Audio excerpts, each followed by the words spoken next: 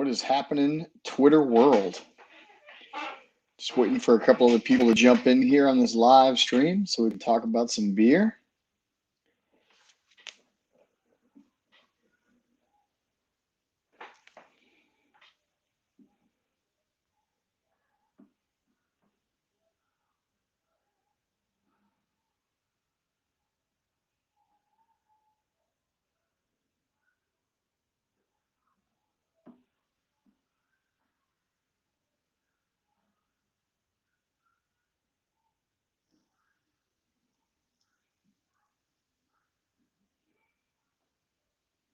Need some people to hop on here so we can drink some beers.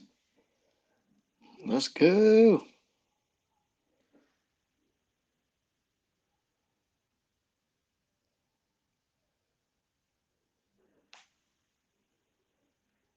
All right.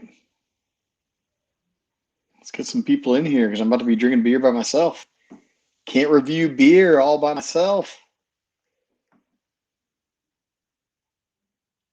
Let's go and hop on in here and drink some beers.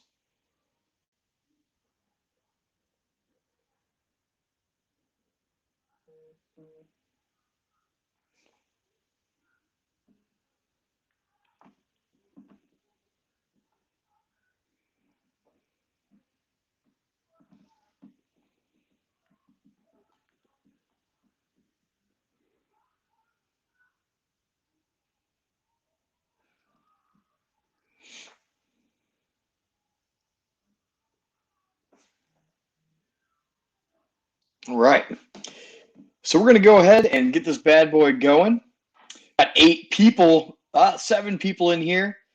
We're going to talk some beer. My name is Jared Smith. I am reviewing craft beer here on the Lounge Room Network, part of the Mugs and Chugs official Twitter.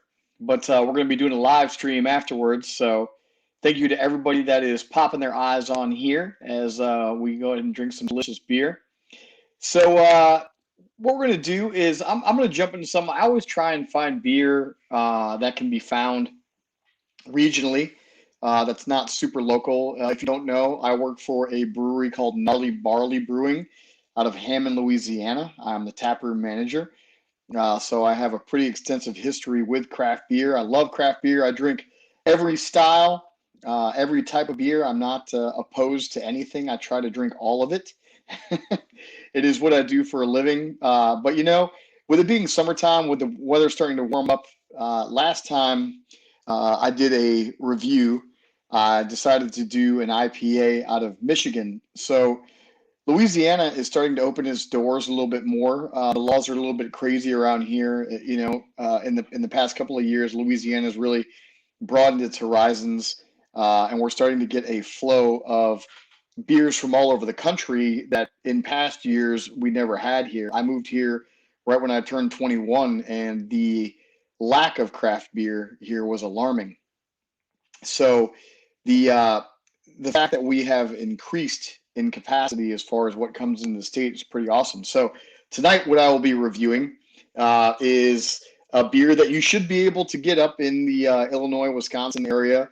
Wild Mind Ales is the name of the brewery that I will be drinking tonight. And this beer is called Safety Last. And I'm one of those people that I like can art, and as Juan, if you watched the review that he did with the Gnarly Barley beers that I sent to him, our can art is some of the tops in the country, in my humble opinion. I think it's really mind catching. But I saw this can on the shelf, and it really caught my eye because it's Evel Knievel with strawberries and bananas busting out of the tailpipe, and the beer is called Safety Last. It is a strawberry banana fruited sour. So it right off the bat, summertime, you want stuff that's light, easy to drink. You're in the pool, you're out on the river, you're on the boat. You know, you're not knocking back double and triple IPAs or imperial stouts. You know, I'll drink a stout year round, doesn't matter to me. But at the same time, if I'm on the boat or by the pool, I'm not drinking big heavy stouts or, triple IPAs. I want something that I can drink a couple of and not die, right? So I picked this beer because this is, if you don't know, Wild Minds is out of Minneapolis, Minnesota. Actually, it will tell you on this can that this is distributed out of Milwaukee, Wisconsin. So they must have a distribution point. You'll see a lot of these bigger breweries have multiple distribution points throughout the United States. Oscar Blues is one that you'll see if you're familiar with their beers. They're out of Colorado, but they have distribution points in Texas and North Carolina. So that way they can get, around the country a little bit easier. So a couple crazy things about Wild Minds is they've only been around since 2016. So 5 years into their brewery, they've already reached as far south as Louisiana distribution-wise. So to give you a reference point, the brewery I work for, Gnarly Barley, has been around since 2014. And just this year, we started covering the entire state of Louisiana, much less we don't even distribute outside of the state. So a big, big deal for this brewery to have spread its wings this far. My boy TJ, what's up, TJ? I know that you've had this beer before. He doesn't even like sours, and he knows how tasty this beer is. So I'll keep spewing my word salad, but first of all, we got to crack this bad boy so you can see what I'm drinking. And I'm going to take a little bit of sniff on it, and then I'm going to taste it, and we'll talk about it. So as you can see, it has a nice deep red color. So strawberry banana, anytime the red berries are involved in a beer, that usually is the color that's going to come out. This one's nice, deep, dark red, got a nice head on it. The head doesn't fade super fast. Sometime when you have fruit purees and beers, the head will dissipate really quickly, especially if there's like lactose in the beer. I do believe this one's just a straight fruit puree. I don't think there's lactose in this one. So, yeah. Chris, what's up, man? You got a guy coming in from Mini next month. Look, we're about to find out how good this is. So we're going to take a sniff real here. Oh, man. Very rarely do you get both fruits in the nose. You can smell the strawberry and the banana working in chorus on this one, right? So I'm excited. Let's taste the first drink.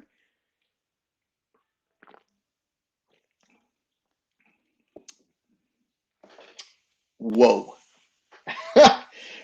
That is flavor in your, it is exactly as advertised. It is straight up strawberry and banana. Wow. Wow. Holy smokes. So I was actually wrong. This is a smoothie style sour ale. So what that means is usually there is some kind of lactose or lactose sugar involved in the beer, which makes it the smoothie, right? So smoothie, you're going to get some kind of milk additive. So this one is a smoothie style sour ale, strawberry puree, banana puree, and milk sugar. So there's your lactose right there. So there is lactose in it. Man, it's creamy, it's smooth. It is a flavor powerhouse. I mean, this is overwhelms your palate with, but it's not all strawberry or all banana. It's strawberry and banana. Like they work in harmony together. I mean, this is lip smacking delicious. Wow. I think people sometimes get scared away too by the word sour. There are so many different types of sour, where you have wild ales, kettle sours that are very, very sour, almost like take the enamel off your teeth sour. I think the milk sugar in this one really rounds it out, and it's kind of like a sweet tart. A little bit of sweet, a little bit of sour, but it's not. It's more tart than sour. Super. Think about a sweet tart. It literally tastes like you're drinking a strawberry banana sweet tart, and it's creamy. It doesn't look. It's not super cloudy, but you can't see through it, right?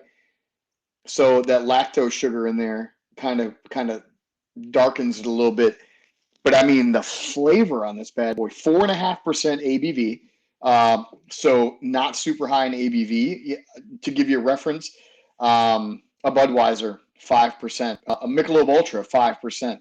So I'm sure the calorie count is much higher in this beer because there is milk sugar with the strawberry puree, the sugars that are involved in this. I'm sure it's not going to be the healthiest thing in the world for you. But at 4.5%, you can drink a couple of these and be just fine.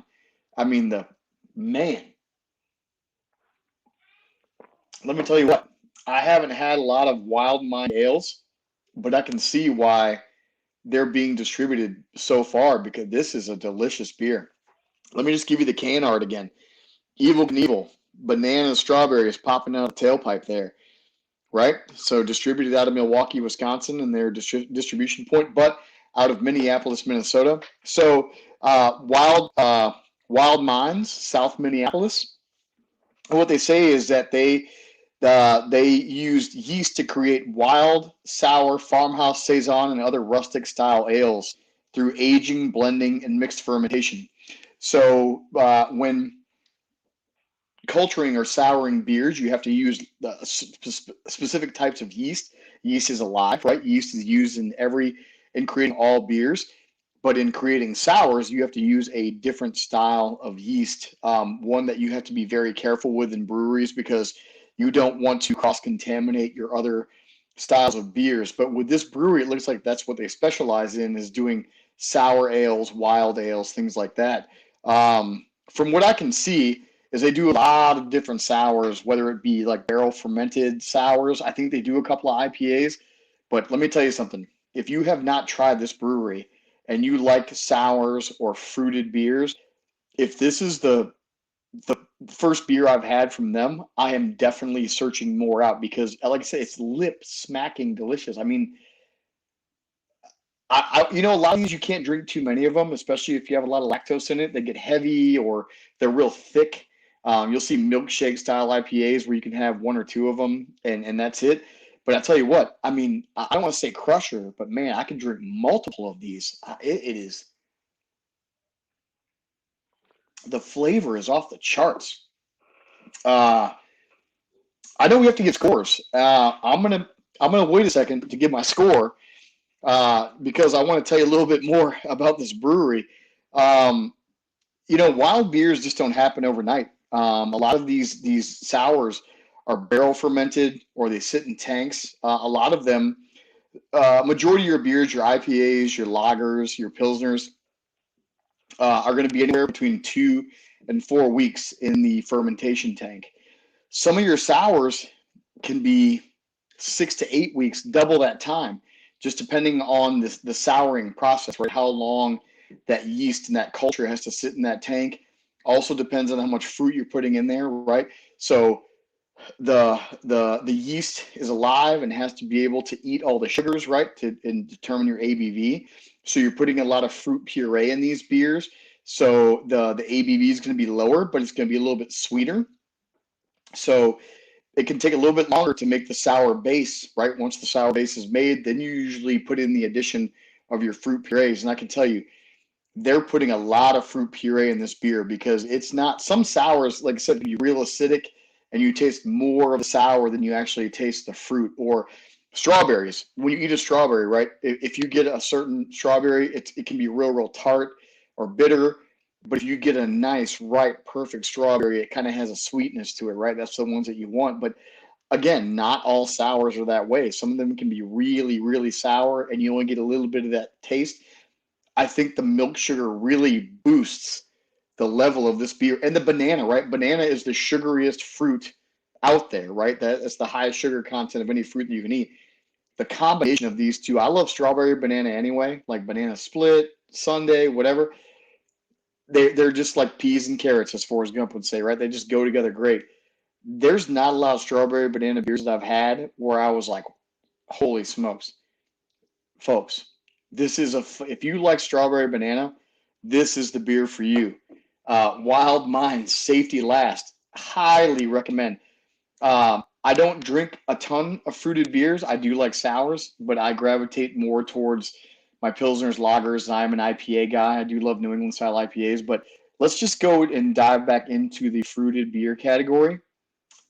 I'm going to give this a 9.1. I'm going to go above the 9 range just because I think that anybody that's looking to venture into this style of beer and say, hey, I don't know if I like sours, but I like fruitier beers. Anybody that opens this beer and tries it, regardless of the style of beer that you like, you're going to like this. You're going to love this beer. It is women, men, anybody.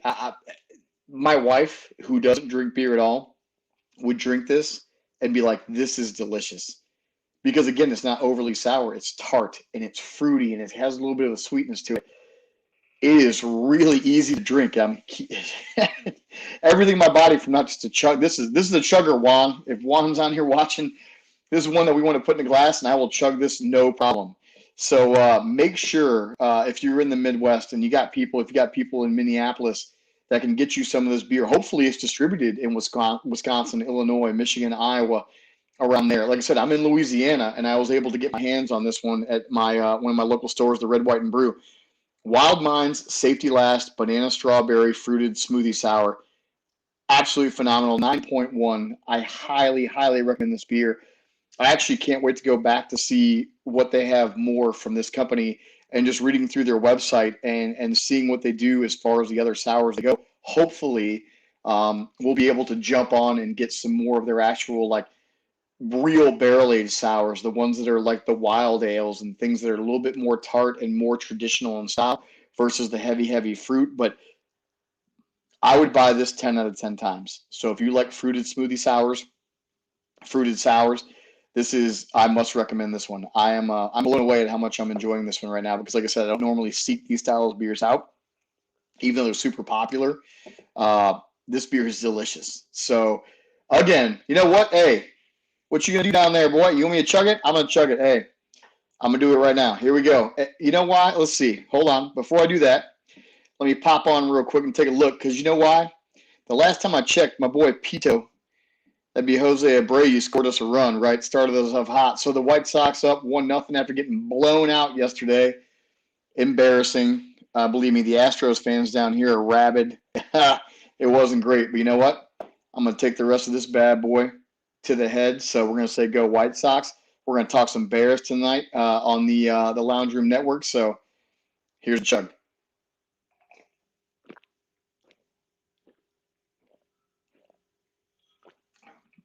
It's the easiest chug I've ever done. 9.1, Safety Last, Wild Minds, Artisan Ales. Check them out. Man. Yeah, I know, not a go White Sox, but that is a dub, right? I got a little bit left in the can, so I'm gonna pour it in here and I'm just gonna enjoy my little bit what I have left. Actually, I'm gonna chug that too. It tastes like a fruit roll-up. Seriously, fruit by the foot, fruit roll-up. It's liquid fruit by the foot fruit roll-up. I mean, this is absolutely ridiculous how good this beer is. I'm thoroughly enjoying it. Thanks to everybody that popped on and watched this beer review. Eventually, Juan's going to pop on here. We got a bunch of guests that are supposed to hop on, and we're going to talk. We're going to talk Bears. We're going to talk White Sox. We have a lot of topics, man, to discuss. There's so much going on right now.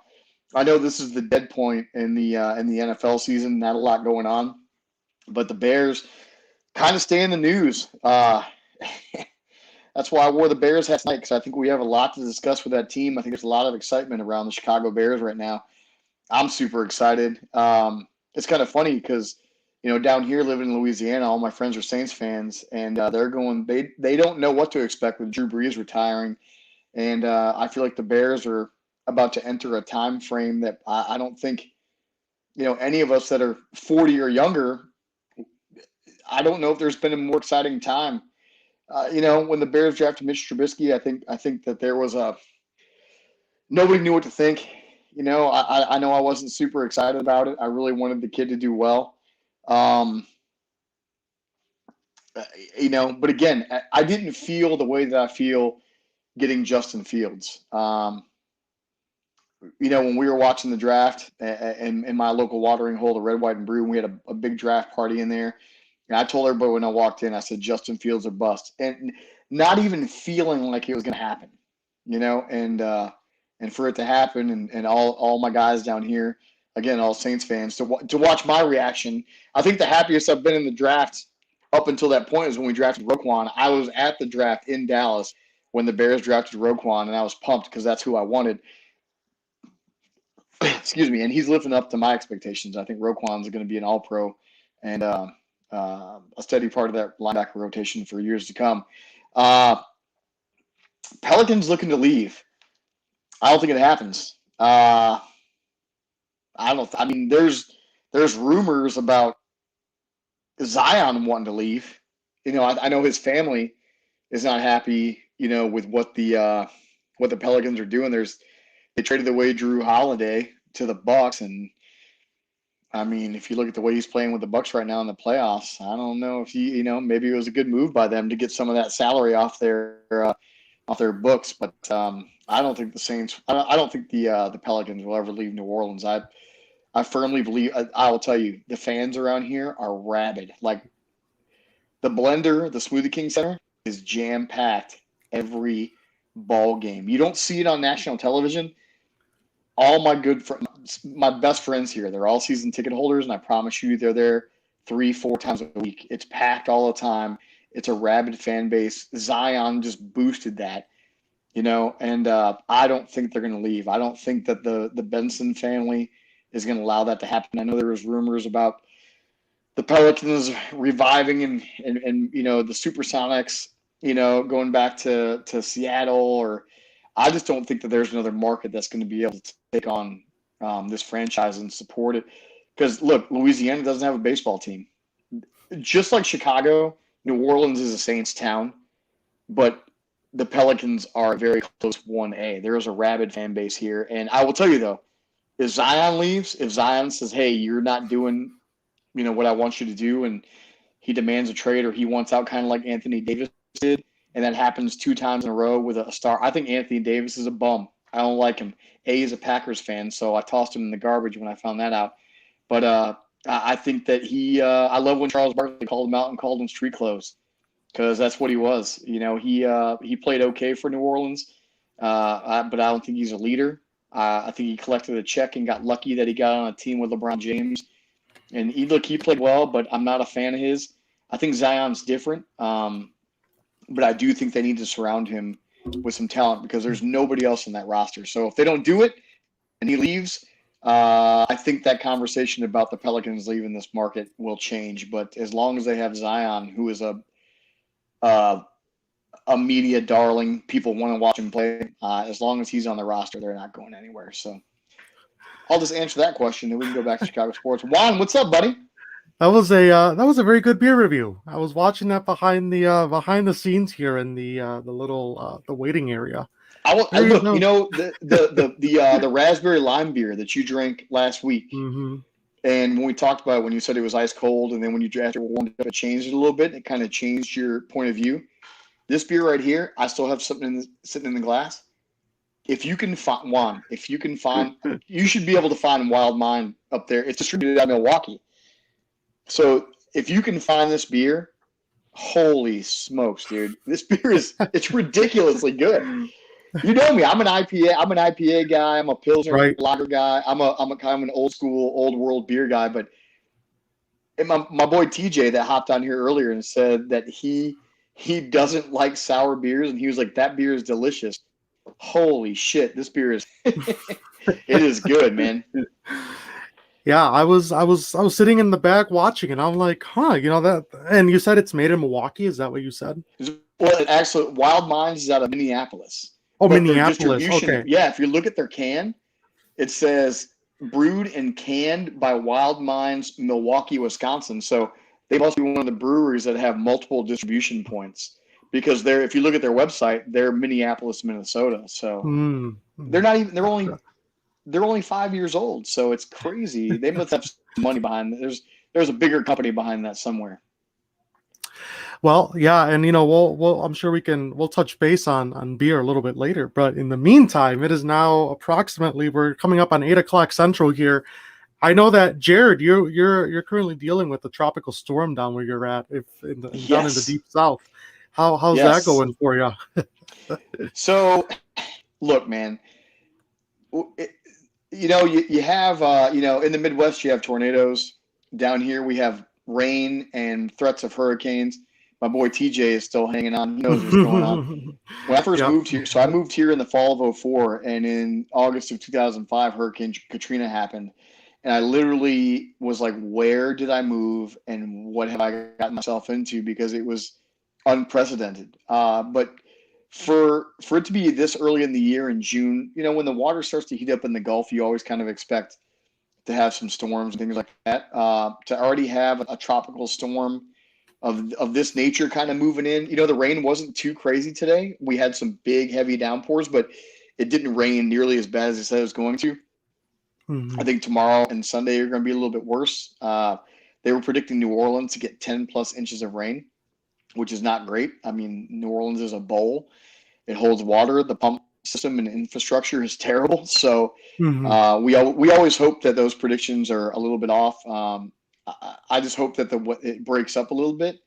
But today wasn't nearly as bad as I thought it was going to be. So, thank God for that.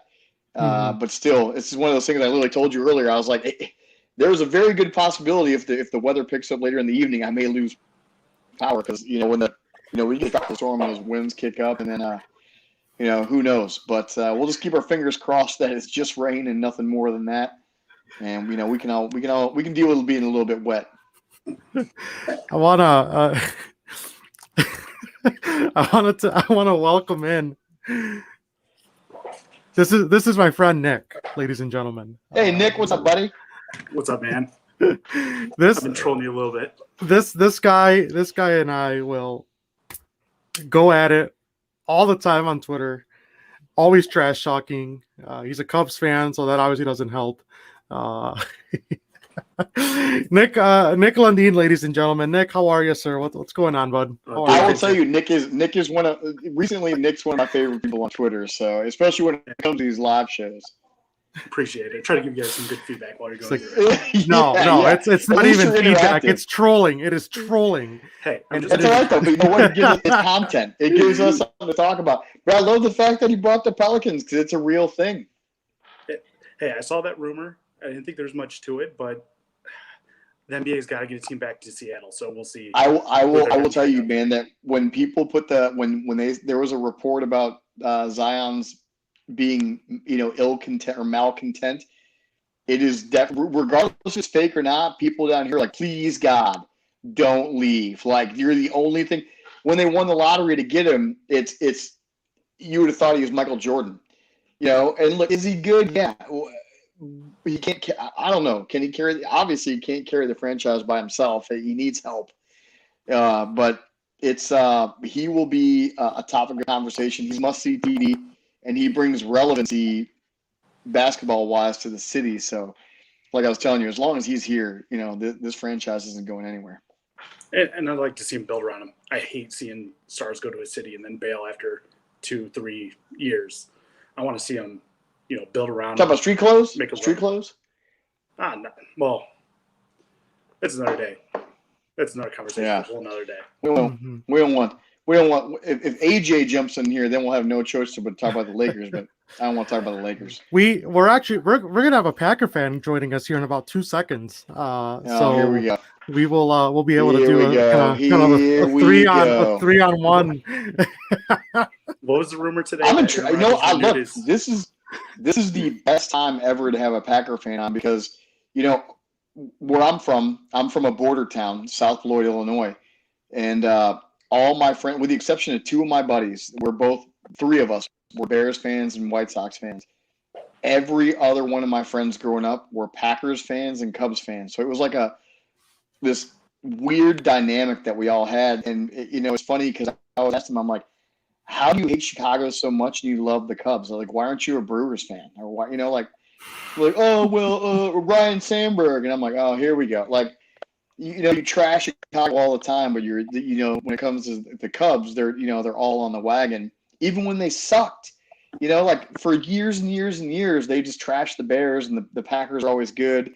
Thank God we have some Lovie Smith years where, the Cubs sucked and the Packers sucked, or at least the Bears were better. I don't want to say the Packers sucked, but at least I had a couple of years of just awesomeness around me, But it's just a weird dynamic, how people pick and choose their teams in those border towns, What was the rumor I saw today, though? Aaron Rodgers renewed his country club. He did what? In Green Bay, so that's rumor that he's guaranteed back because he re-upped on his country club.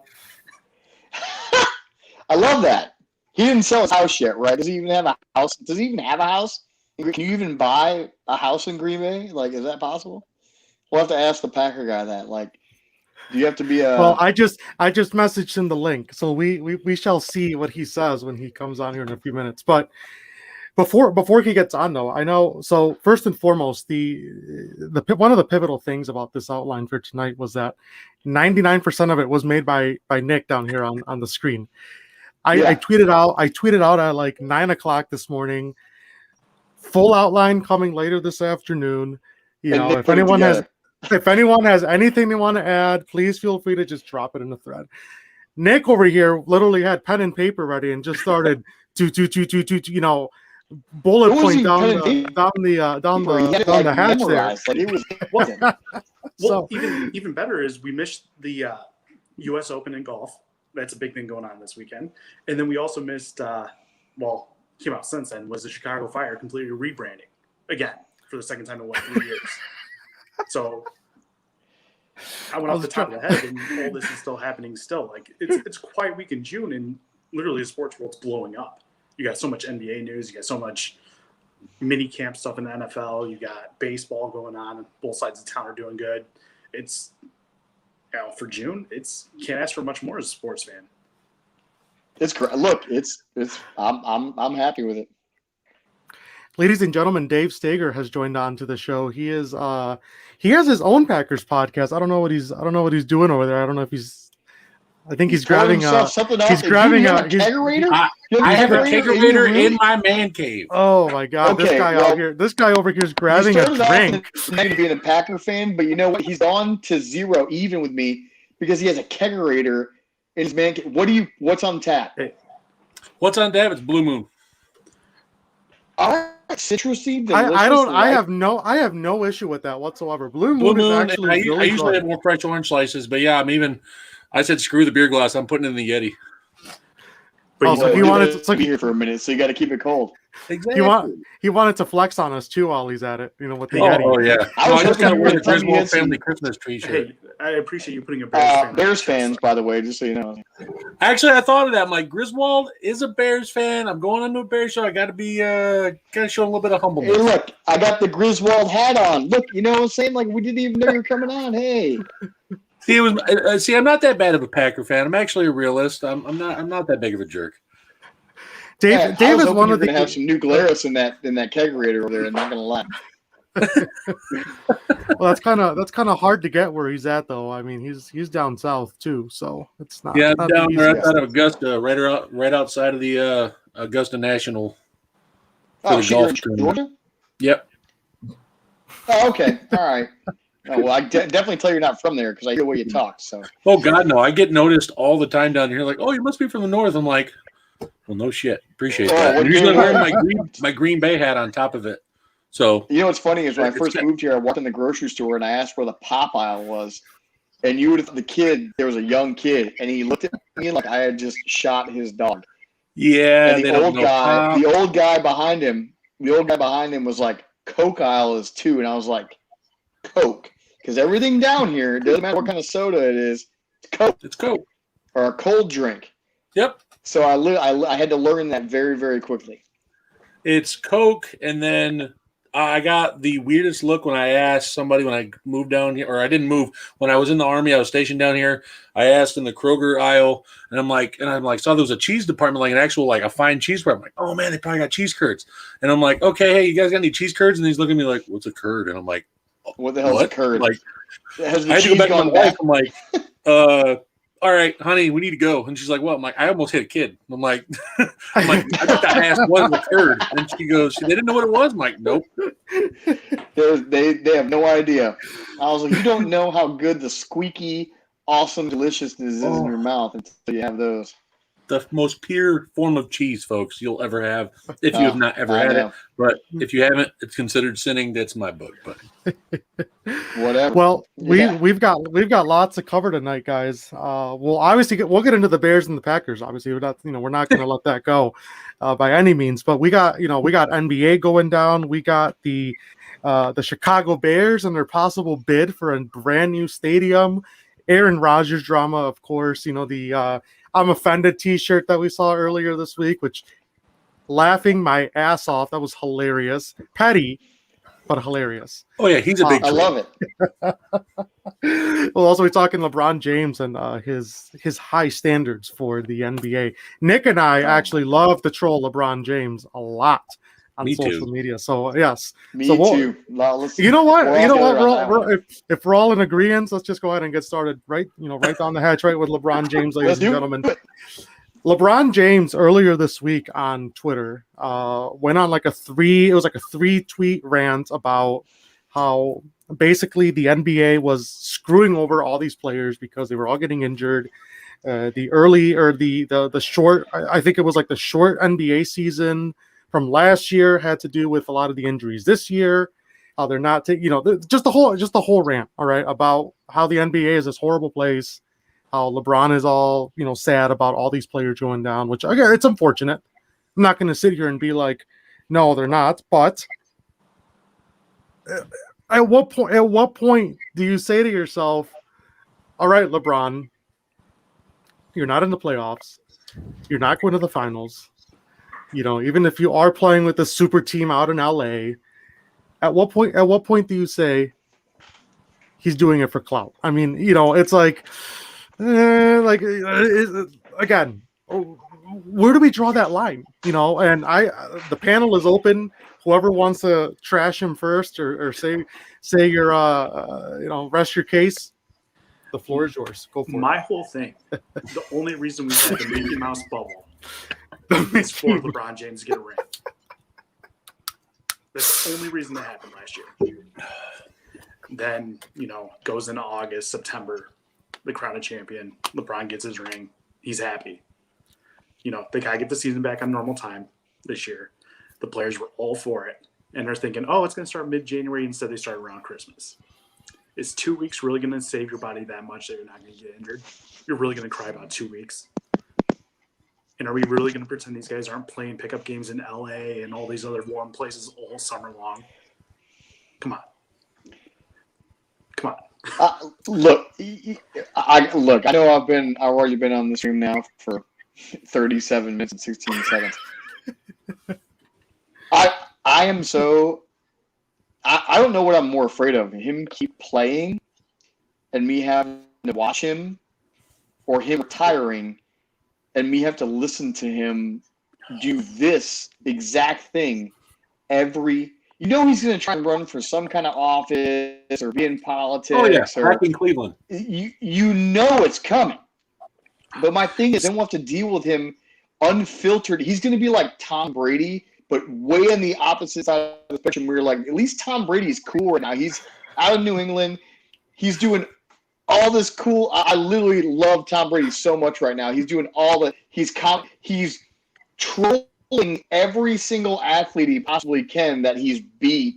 Right? Look, not saying this because you're the Packer guy, but look what he did with Aaron Rodgers just recently with a golf tournament. Phenomenal.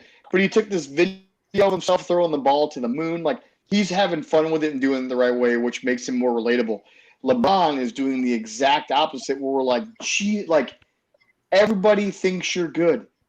Nobody doesn't think you're good. You're not Michael Jordan. You'll never be Michael Jordan. This is just part of it, because if Michael Jordan has the ability to use social media right now, and he doesn't, because he doesn't need to, because he's the greatest of all time, and he doesn't need to tell people he's the greatest of all time. But him coming out and being like, everybody's getting hurt. You get hurt all the time. You flop. You drink wine on the bench. You're drinking wine. Like, it happened how many times? He's It's just a drinking recipe wine. for cramps. What did you just say? It's a recipe for cramps. Why you had to get carried out? Look, he has to make himself relevant. He has to make himself relevant. And this is the only way he can do it, is by trying to say, like, oh, I'm taking up for all the players in the league. Like, you're out of it. Shut up. More people are happy because you're gone. I'm so glad the Phoenix Suns are in it.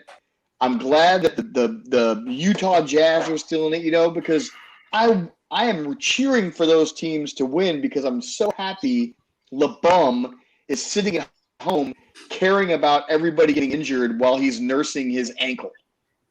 I mean, I feel bad for the. I'm sorry to mean to cut you all off. I just want to say I feel bad though that like Anthony Davis and stuff like that because they're phenomenal players and they went there to go follow him and it's like he's just crapping out by sitting out plenty of the season and then he wants to complain about other people getting hurt, but he sat more than some of the more people that's playing now playing through injury. Like right now, I'm a Sixers fan. Joel Embiid's playing with a torn meniscus, and LeBron. Oh, my shoulder. I lifted the toilet paper wrong. I got to sit out 3 games. Embiid's playing with a torn meniscus. Where's Luke Berry? Luke, I guarantee you, Luke Berry right now is hammered because he started drinking at 10 a.m. So he's probably not going to be on the stream. Actually, me and him have been talking. We've been DMing. He's alive. Philly's up right now. 10, he's alive. So he's alive. They were down. They were down like 13 or 14 points to start the game. So the fact that they've taken a 10-point lead in the third is huge. Yeah. But back to LeBron. I'm going to add in this. For some reason, he thinks he's been given this title ambassador of the NBA, and no one's really kind of given him that. And that's what's annoying about this too, where he thinks he needs to be about this international level, like.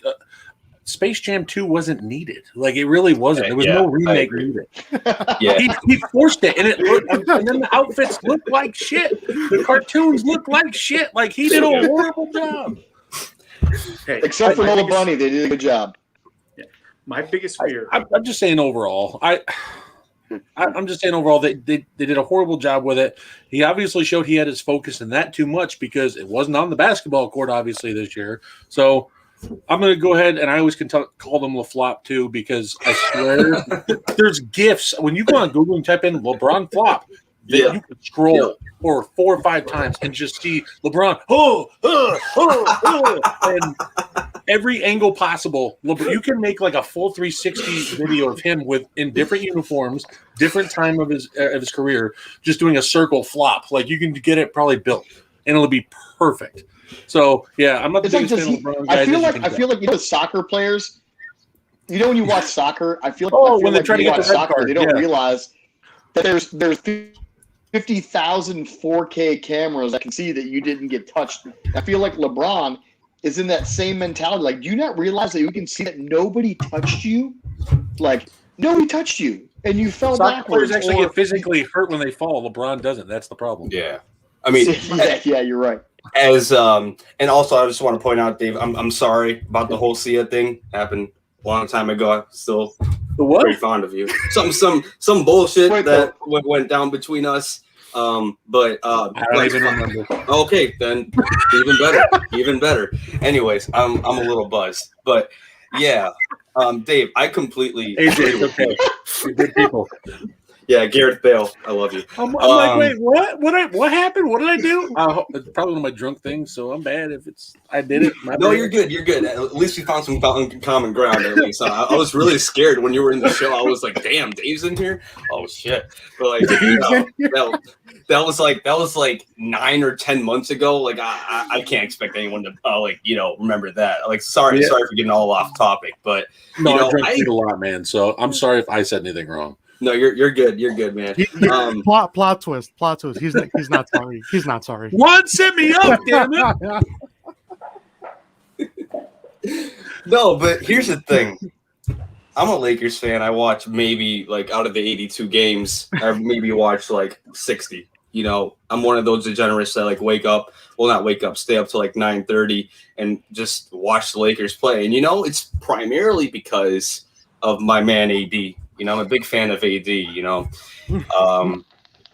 wanted him ever since, like not ever since, but like, he was obviously de facto the number 1 pick in the draft a really long time ago. And, that was the year the Lakers won the championship. So, we're thinking that like, we're never going to get this prime center since we had guys like Pau Gasol and all those guys. So we're sitting.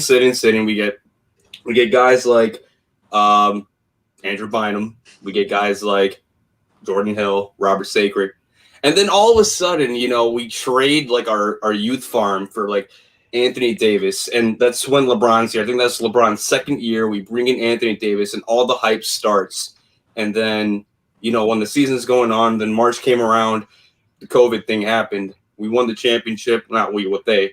And, the whole thing this season, like I saw like a different well, not like a different type of LeBron, but like as a Lakers fan, you know, Kobe Bryant, what he did for the organization, since that and the legends that we've had, like, you know, what he's done for LA and all of that, it just seems like what LeBron's doing right now, he's trying to be like Kobe, but Kobe never like if someone like, you know, like orchestrated a foul and they completely missed you, Kobe never did like this. He never like fell like that, right?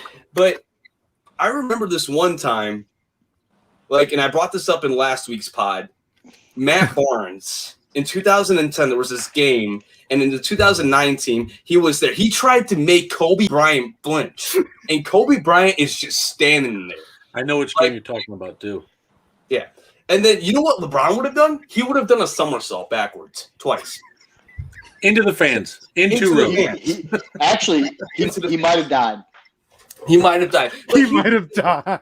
Here's the thing, like, I agree with you guys. As a Lakers fan, I've seen this floppiness by LeBron, and it just seems like, you know, there's more images of him flopping as a Laker than he was as a Cavalier in his whole time in Cleveland. Like, you know, it just seems like, you know, there is more. Just stop, bro. Like, you know, why do you think that is? That's actually, you know, it's a really interesting point, because the NBA, like Adam Silver, literally, can I say something explicit on this podcast? Can I not? I mean, I've dropped the chip. He blows it. 3 times. He literally blows it. Adam Silver treats LeBron as his cash cow. He just literally does whatever he can. Like, if it's Space Jam 2 and he's an NBA player, it's putting money in Adam Silver's pocket. Because this person, LeBron James, was just like his jersey number change generated so much views and comments just of him doing like this. And I'm like, oh, I'm back to number 6 now. Like, you did something great. Lakers fans knew at one point in his career he was going to go to number 6. He was not going to keep number 23. But anyways, moving on.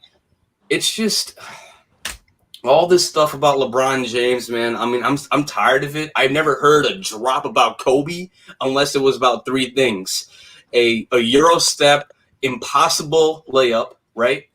The Achilles free throws, or the 2009 finals where he played with a broken finger and carried that entire team. You know what LeBron would have done? He would have sat, bro. He would have sat. Today, in today's NBA, he would have sat. Yeah. He sat in 2018 because of a groin injury. All right. And you're telling me, like, you brought the great example of 6, and I love Joel Embiid, and I think he's this year's MVP over Joker. You can cry to me all you want. I don't care. What Embiid does on this court is inhuman, dude. Like, I get he's never healthy. He's not healthy, and he just put up 37 points in a game that they lost, bro. Like, this guy, Joel Embiid, like, what he does and how he riles up the barn and stuff, you know, like, you know, Luke is a big Sixers fan. I want to go to the Sixers arena so bad. Like, if the Lakers can go there one day, but like, I can never do it with my schedule. But man, just LeBron James and the Lakers, you know, it was a complete business move. 4 years, 164, signed another deal, 2 years, $85 million. He's just lining himself with AD. They're probably going to both end up leaving by 2025, and the Lakers are going to pick number 1 at one point. I'm just mad at what they shipped out and gave up to get AD and a lot, man. And I saw the talent leave, and they're starting to produce elsewhere. And I'm like, is it really worth it? Like, I get they had a bubble title, but we saw them face the actual West out at their place this year, and they got smoked. You think about it, bro. It's not really. Like, look, you see what the Phoenix Suns are doing, man?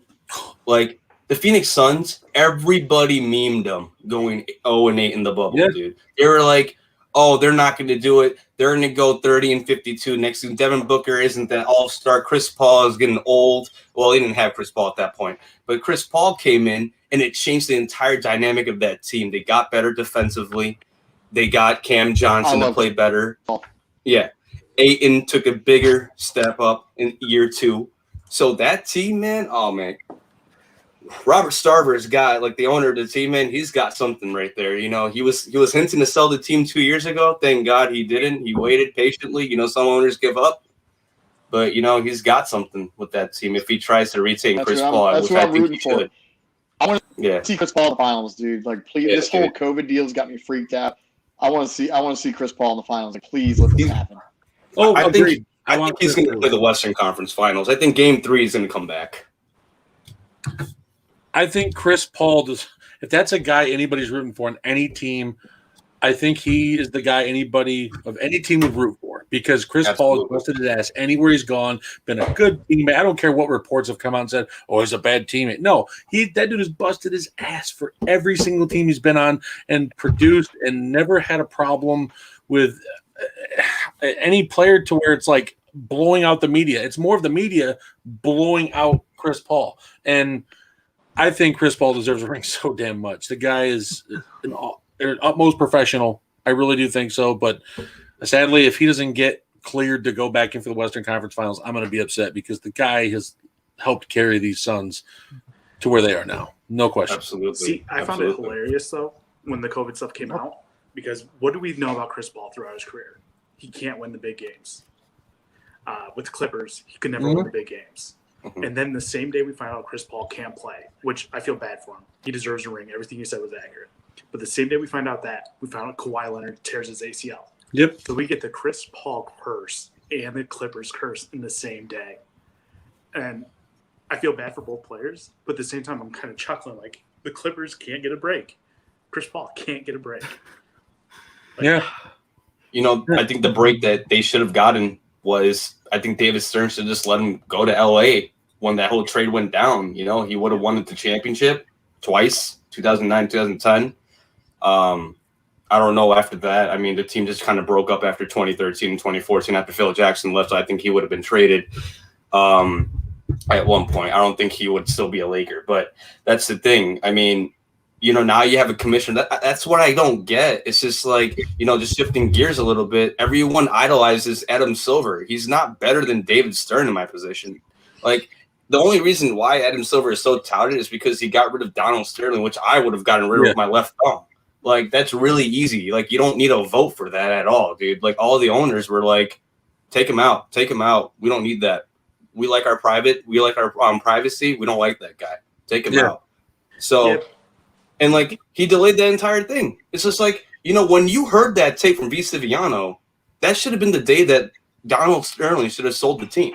Like, they waited. That's the thing. So, I mean, like, and also, like, guys like Blake Griffin went through that.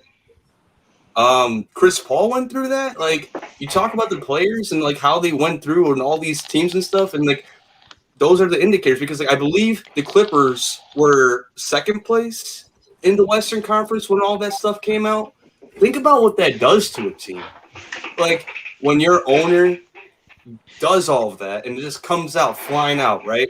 And they had a game that night, and it's on 30 for 30. They explain it really well, ESPN. And it's just like everyone's in the locker room. Blake Griffin, CP3, everyone's in the locker room. And at the time, I don't know, I can't remember who the coach was, but he came up to them and it's like, there's going to be some things coming out about Donald Sterling. You know, it's amazing what these guys can do, what they can play under the immense pressure they can. And this also falls under the protocols and stuff. I feel bad for Chris Paul, man. He doesn't deserve this. I mean, like, obviously there are rules and stuff, and I get it. But what fate is that where one of the best players in your league tears their ACL, and then an hour later, the NBA tweets out that Chris Paul is in the process of the protocol thing of the NBA and is out indefinitely. Have you guys ever seen that? Like, two players in the playoffs? That's unheard of. There's something up. I actually got to ask something on that. So I specifically remember LeBron getting reported for going out to a party and going off ground. I remember. He didn't get suspended one game. Poster child, bro. Poster child. Exactly. NBA poster child treatment. But yet Chris Paul, who's on State Farm commercials left and right, not good enough for Adam Silver, but no, suspends indefinitely. I don't care if he's vaccinated or not. LeBron should have got the same treatment. Chris Paul should have got the same treatment. Absolutely. It's bullshit. It's a double-edged sword. And it's, to me, when you suspend Chris Paul like this, it literally hurts the NBA. They're hurting themselves by doing this, and they're trying, we're being safe. No, I'm sorry. This is ridiculous. It doesn't need to happen.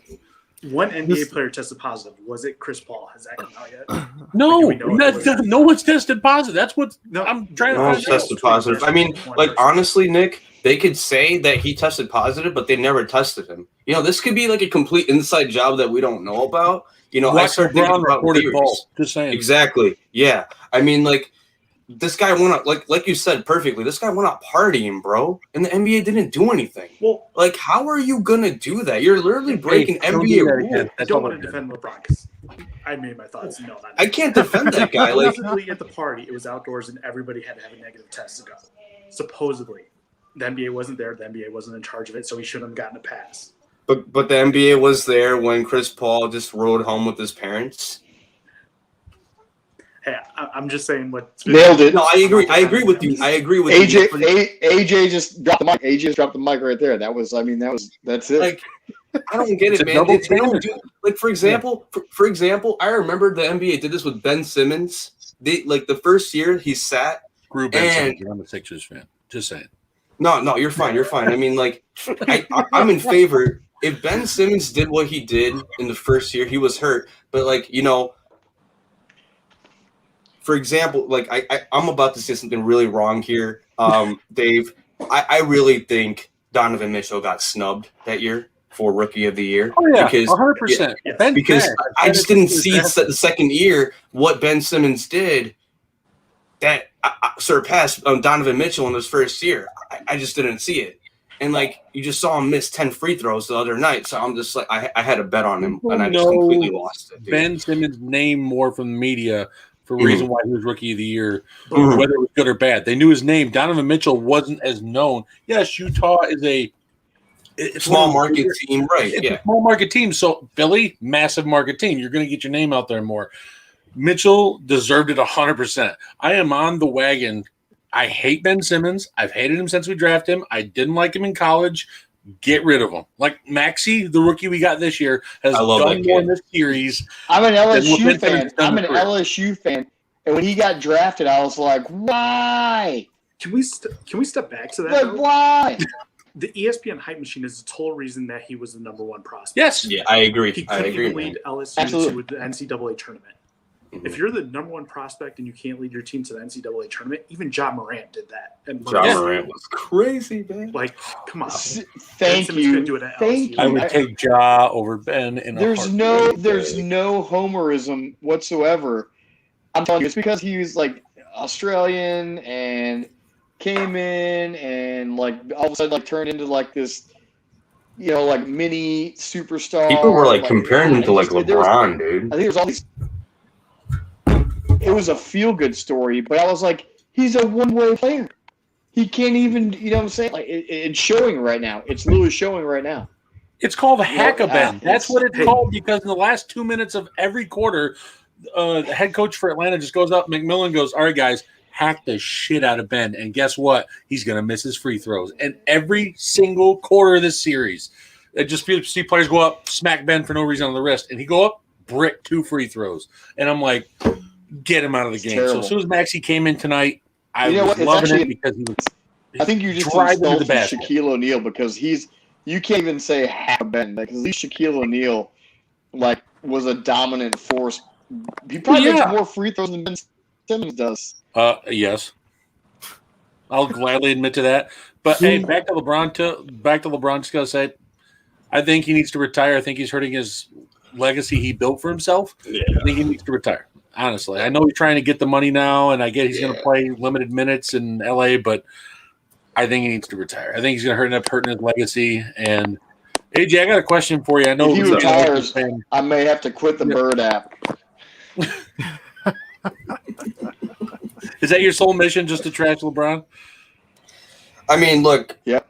I wanted like I didn't like okay when Magic Johnson signed him. I was like, okay. Now the plan has to be to get Anthony Davis here and win. We did that. I don't care what title it was. So now what? I mean, I don't think we can win because neither can stay healthy. So now it's just time to just like, I mean, we gave Anthony Davis 5 years, 100 and whatever million. So I mean, he's going to stay, but LeBron's going to be out by 2023. I think he's going to join something else. I don't think the Lakers are going to keep him. He does. That's what he does. 3 to 4 every 3 to 4 years, and then he bounces to a new thing. When it starts getting rough, he leaves to a new thing. Like Cleveland, when he did it younger, he jumped to Miami. From Miami to LA, you said, 3 years, 4 years there, he's going to go to somewhere else. Watch him end up in Boston with some other superstars. Yeah. Watch. I think there's one, and one's going to hate me for this, and everyone in the city of Chicago is going to hate me for this. Keep an eye on Chicago, because that could be like cleaning up. Like keep an eye on Chicago. If they could get Cat, I think that would drag LeBron out of like LA, and that would be an insane team. Like you would have Vooch play the 4, Cat plays the 5, LeBron, and I don't know what they would do with Levine, but that's one thing. LeBron nowhere near. Look! I'm not speculating. It's just stuff that Lakers people are writing about this. Nowhere near AJ. In Chicago. No, I know. Chicago fans don't like this. I realize that it's either go somewhere to win again, which I know for a fact he's probably thinking right now that I can't. All right, I think he's going to retire with 4 rings. I don't think he's going to get 5. Or either that. He joins another super team, like for the fuck of it, Golden State, and he wins there, like a de facto ring. I would think that would be the most snakiest. It would be worse than fucking Kevin Durant. Yeah. All right. At that point, because Klay Thompson's healthy, you got Andrew Wiggins, you got Steph Curry, you got Draymond Green, you got James Wiseman, you got Eric Pascal, you got all those people. And yes, Bron's done. His body has given up on him. He's going to run through a wall. At one point, he's going to run through a wall, and that's a great beer. But. One thing I wanted to say this whole thing about LeBron is that if he leaves LA, he's going to try to join a contending team, or he's going to take his ass back to. I'm sorry for swearing on this podcast. This is live. I apologize. I'm a little bit too. Juan, are we allowed to drop swear? the F-bomb. That's You're like okay. 5 times. What was that? Were we allowed to swear? This That's like 5 NSFW? You can, just don't do it every sentence. I mean, come on. Okay. We gotta be somewhat professional. I think ever since so you know how you probably don't know this, but LeBron owns like a share of Liverpool, the football club in England, and the same ownership owns the Boston Red Sox, who also granted him like 4 or 5% of the team. Don't be surprised if LeBron goes back to Cleveland and then he converts into a player to a front office guy and ends up buying the team from Dan Gilbert, or he gets like a piece MJ of did with the Bobcats. basically. Yeah. So that is the most realistic route I can see. If he leaves LA after 2023 or 2024, whenever his contract leaves, and he joins a different team, I will be utterly surprised. I would be, because at that time he would be like 40, and he doesn't have a Dirk Nowitzki shot at 3. What Dirk Nowitzki did in the 2011 finals, dude, that was fucking hysterical, dude. Well, that's because it's unblockable. I don't know how you block him. Yeah, you can't. Every time, high arc 3, swept us, man. AJ, see what you did, man? You started talking about LeBron to Chicago, and Juan just dropped off. Juan just quit. I'm sorry, Juan. He's not going to go. He's not going to go to Chicago, but I'm just saying that, like, if Chicago becomes a contender, and if they can't get anybody, they might just have to settle for him. That's what I mean. Like, no. But no, I know. I don't think the front office is going to do that. I don't think Arturas Karnisovas is going to do that. Here's a wild card ball. Hold on, I got one. Here's a wild card. All right, so Timberwolves just got purchased by a new ownership. Yeah, Mark Lowe with Alex Rodriguez. Yeah. What if KAT stays in Minnesota, lures LeBron up there, and brings another couple superstars up there to Minnesota with the available cap room, and convinces the ownership to stay in Minnesota? Because I've been hearing they've been talking about leaving to go somewhere else because Minnesota isn't really for Love or Rodriguez. Yeah. See, here's the thing There's about your Supersonics.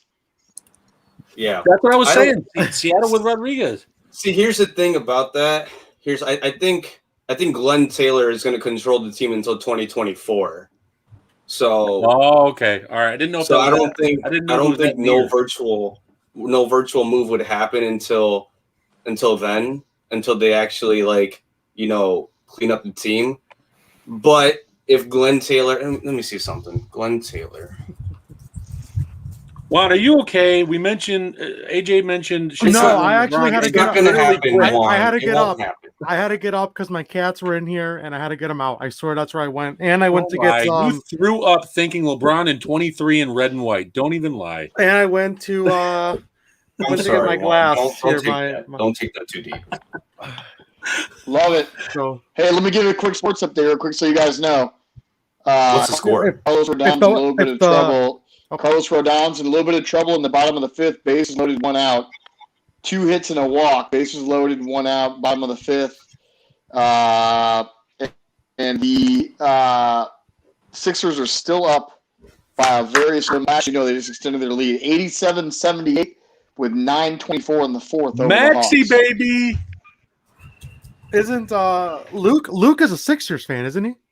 Yeah, me and him were actually talking. Yes, one okay, Yeah, day. that's what I'm good. saying. Him and Dave are kindred spirits. Okay, I just wanted to make sure because I know there was. We're emotionally abused Yes, because we haven't yes. seen the title since. So let's like, the actually 60s. transition from. Well, I want to leave the LeBron talk because I'm done with LeBron. He's Yeah. sick now. Can I just have one point? Can I just have one point before you transition? Come on, please, one. All right. Can I do it? Fine. All right. No, it's about the Timberwolves thing. So, Adam, Dave, the whole point is, after 2023, I think that's when Mark Lowe, I actually think Minnesota actually might move to Seattle, relocate. Yeah. They probably could do that before they attract That would be anybody, dope. but yeah. And I would actually move to Seattle because I think Chicago's getting old, dude. I don't want to live here anymore. What if KD goes back to Seattle to end his career?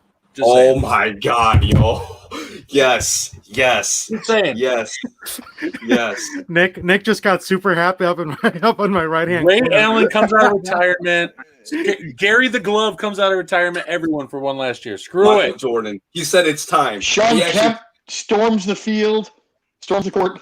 30 Storms the pounds field. overweight. Then you have Sean Marion come out like this. All right. We're All right, moving guys. on. I'm sorry, guys. I'm sorry. I We love talked about beer. LeBron. Let's talk about the rest of the NBA finals though, because tomorrow night here in my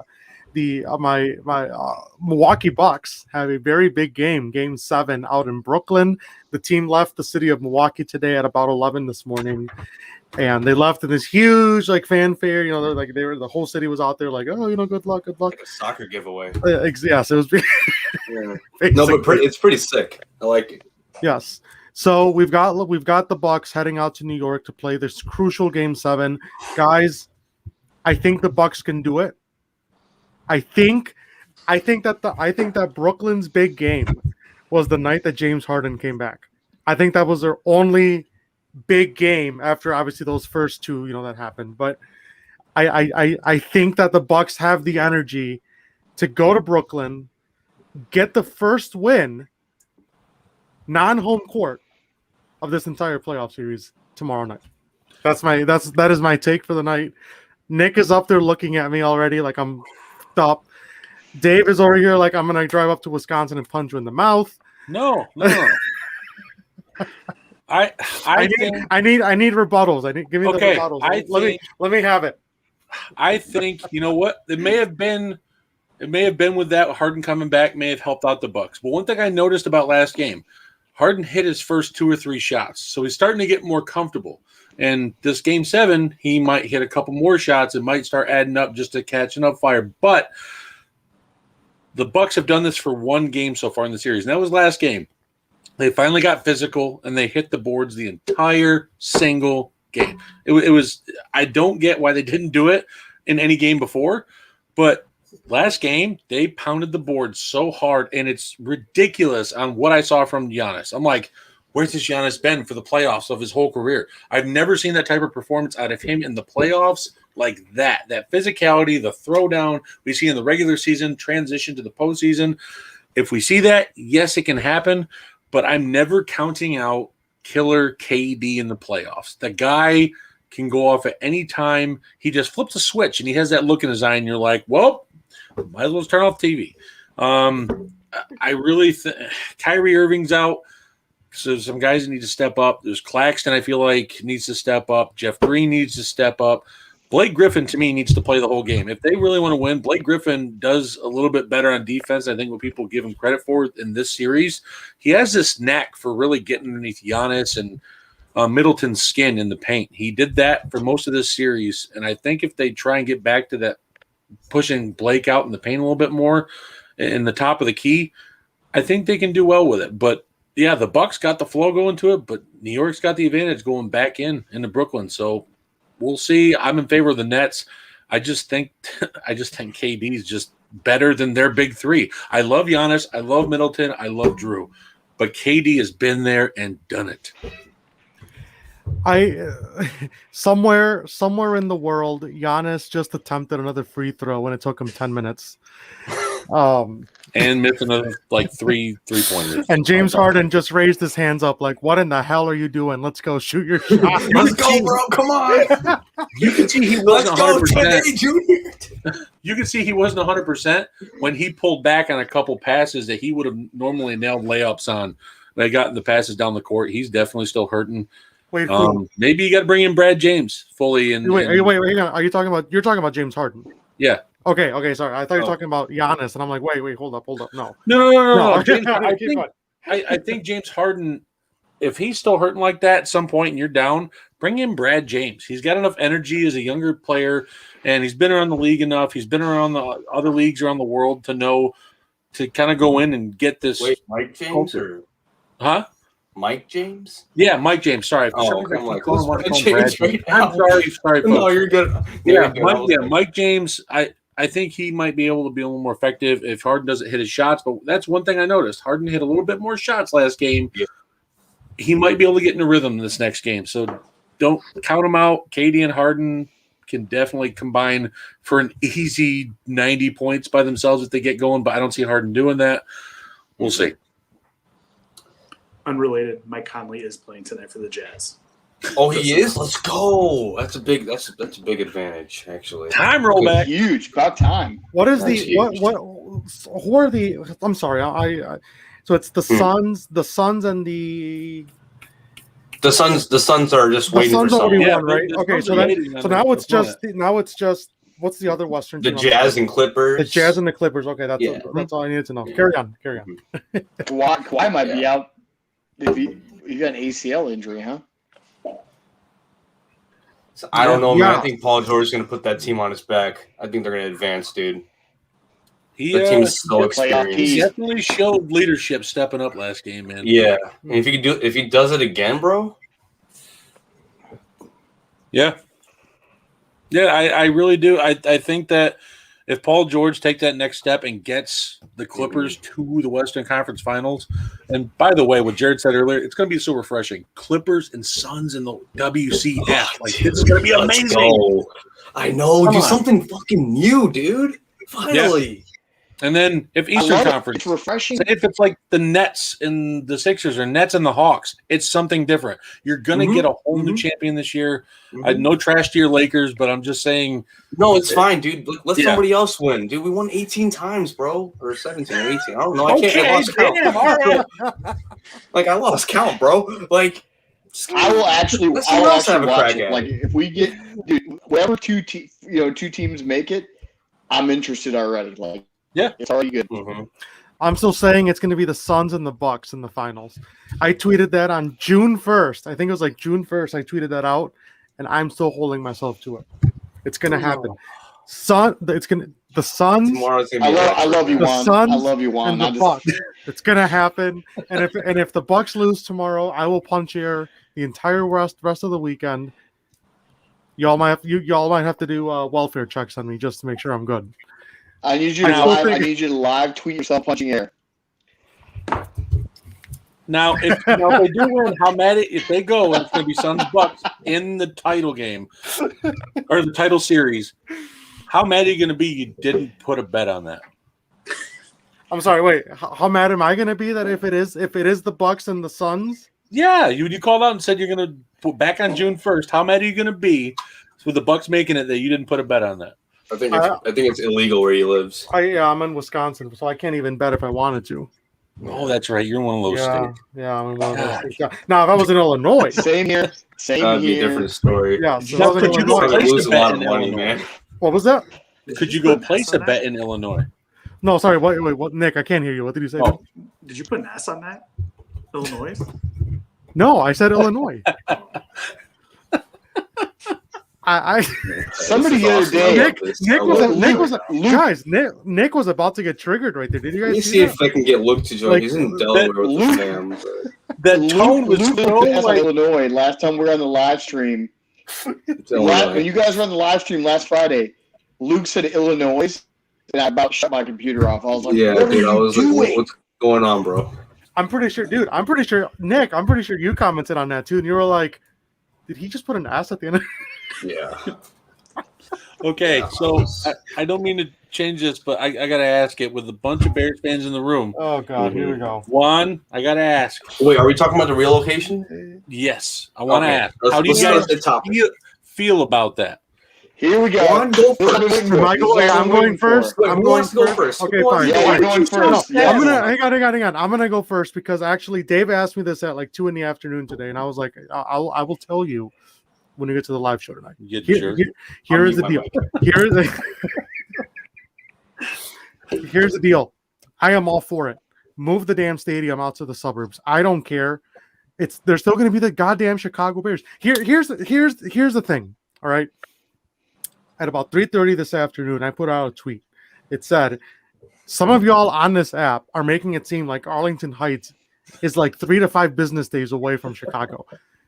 God damn it, they're not moving to Springfield, for God's sake. They're not going to move 200 and some miles out of the fucking city of Chicago. They're moving up the fucking block. All right? Like, they're going up the Kennedy Expressway. They're going to do their thing up there. It's going to be right off the whatever 53 or whatever that is out there. There's no big deal with moving the stadium out to Arlington Heights. If they put a bid on that property and they actually make that stadium a worthwhile stadium, a state-of-the-art arena that can open up and close and do all the fancy shit like all the what's that stadium? Is it SoFi or Sci-Fi Yeah. SoFi Stadium SoFi, out in SoFi the west? Stadium, SoFi. Yeah, SoFi, SoFa, whatever. All the fancy shit. Yes, if they want to do all that stuff, if they have the money to do all that, I don't do it. I don't care. If y'all just want to go basic, arena, but still nice and new, has a closed indoor roof so that they can do events all year, do it. They're still going to be the goddamn Chicago Bears just because they're not playing in the city of Chicago. Oh, God forbid, they're 20 miles, 20 minutes out of downtown Chicago on a good day. You're still in Like, Cook County. They're still Doesn't gonna, matter. it's still gonna be the Chicago. Yeah. The Dallas Cowboys play in Arlington, Yeah. Texas. Mhm. They're in Dallas County. They're still the Dallas Cowboys. The New York Jets or Giants or whatever. Both. Don't they play in Jersey? Yeah, and I, The let me same stadium let me in Jersey. piggyback. Let me They Ron, let me piggyback. Jersey on that has real quick. like a Yeah. thing where you could Has take anybody- incorporate and all that. Yeah. yeah. Go ahead, Jared. Go ahead. Has anybody on here been to AT&T Stadium? Final No. Four. Anybody been to this Cowboy Stadium? Yes. The Final Four. If you look in Arlington, in Arlington, just all the issues that we talk about with Soldier Field, and you can say it's hard to get to, and it's kind of Yeah. concrete jungle, being For sure. butted up to McCormick Center, right? If you look at this Sorry, Ben made a free throw. crazy huge Did stadium, he? 100,000 person stadium that the Cowboys have, it's a concrete jungle. It's out in the middle of nowhere. There's nothing around it. Like, you're literally going up to watch the Cowboys. So they took all this money and invested all these resources to build this huge stadium, and there's nothing around it Yeah. at all.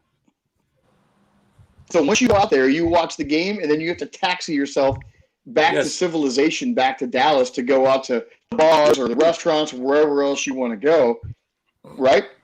It's like It's it's like a desert They're still mirage the thing. Dallas It's like is there a Cowboys. stadium there? It I is don't- crazy how out in the middle of nowhere it is. I don't under here's another thing with this whole argument, right? So you have people who are saying, well, it's Soldier Field where it's at. You know, it's in the middle of it's in the middle of downtown.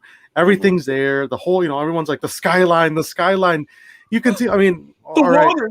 the water. Who You know, like cares? the smelly water from Lake Michigan that smells like fish. Every other, like, okay, here, Fish? yeah, it Oh, smells. shit, I mean, bro. at least it smells like fish up in Milwaukee. I mean, that's I don't True, know, but down here it smells like It is like crap. it smells like shit. okay. Yeah. In any case, I'm sorry, Juan. That's why you carry a mask in Chicago is when you go by Lake Michigan, right? what did you say? I said that's why you carry a mask in Chicago, not from COVID. All right. From Lake Michigan smell. Got apparently. to, man. It's like I see still someone in Band-Aided up Someone there. in the comment just said doesn't smell like anything if you have COVID. Yep, I love that. I love that. Dude, I this wanna guy should make get a it- medal. I love it. I want to make it very clear. Comment of the day so far. I am Jay not- Arnold, Texas A&M University 85. I'm gonna go toss him a follow right now. He's actually he's a verified account actually, and he does follow me. So shout out to shout out to Jay. He's a I'm cool guy. definitely following that. That's actually pretty good. Arlington Heights is literally not in the middle of nowhere. Okay, if it was in the middle of nowhere, there wouldn't be a freaking horse track Yeah. there in the first place. That International. That already Exactly. held- that Churchill already- Downs would have never bought it. That already Yeah. holds thousands of people inside that location. Mhm. So this whole argument about there's nothing there, that there's nothing around, You that can there's build all this something and there. that. It's like I'm pretty sure that Arlington Heights has, it happens to be a northern suburb. They're very Mm-hmm. affluent up there. I'm sure they can afford to build a sports Lot bar of money. or There's a lot of something money there. A lot of money You up know, there too. I dude. mean, there is so much opportunity in the northwest suburbs of Chicago. And then this is the other argument that I got earlier this afternoon in one of my group chats. Oh well, the southwest suburbs, Joliet. The people down in Joliet and Oak Lawn, Oak Park. I can Hammond, Indiana, Gary, Indiana. I mean, I can go on and on and on about all these It's like suburbs. Plainfield, bro. It's like, Plainfield, I'm literally just trying to read off the map right now in my head. I know, but Guys, guys. like who cares? That's Guys. Joliet. It takes. I did the math. Stevenson Expressway. Shout out to the Stevenson. It's a horrible Mhm. ride. I don't recommend it. Mhm. 55. Correct. It takes approximately an hour and 40 minutes to get from the southwest suburbs of Chicago, your Joliets, your Auroras, Hanover Park, all the way down there, to get from those places all the way up into downtown Chicago, plus traffic. It'll probably run you about 2.5 hours. All right. Mhm. It's really Sure. not that bad. Not Whereas, quite that bad. but- whereas, screw you, Nick. Whereas, It's like an hour and 30. whereas if you're building a stadium in Arlington Heights, you can literally hop on the tri-state 294, go. You don't have to deal with any of the any of the downtown traffic. It's a Mhm. straight shot up. Yeah, it'll run you an hour. It will. But come on, who actually drives the speed limit on the tollway in Illinois, in Chicagoland? Come on, all right. Nobody. You can get up there Think about super quick. It's convenient. Like this whole. There is literally, I cannot think, and correct me if I'm wrong, please. There are 4 of you who are Bears fans, 3 of you who are Bears fans on the stream. I cannot think of a single plausible reason against not wanting to move to a more feasible, more accessible, more open space where you will have more parking. You'll have you will have accessibility to a metro line that will literally take you anywhere you need to go northwest. If you need to go back down, they'll take you back in. You hop on another AJ. line. I don't know. I don't AJ, understand why there's you so live, much you live in the animosity. city, AJ?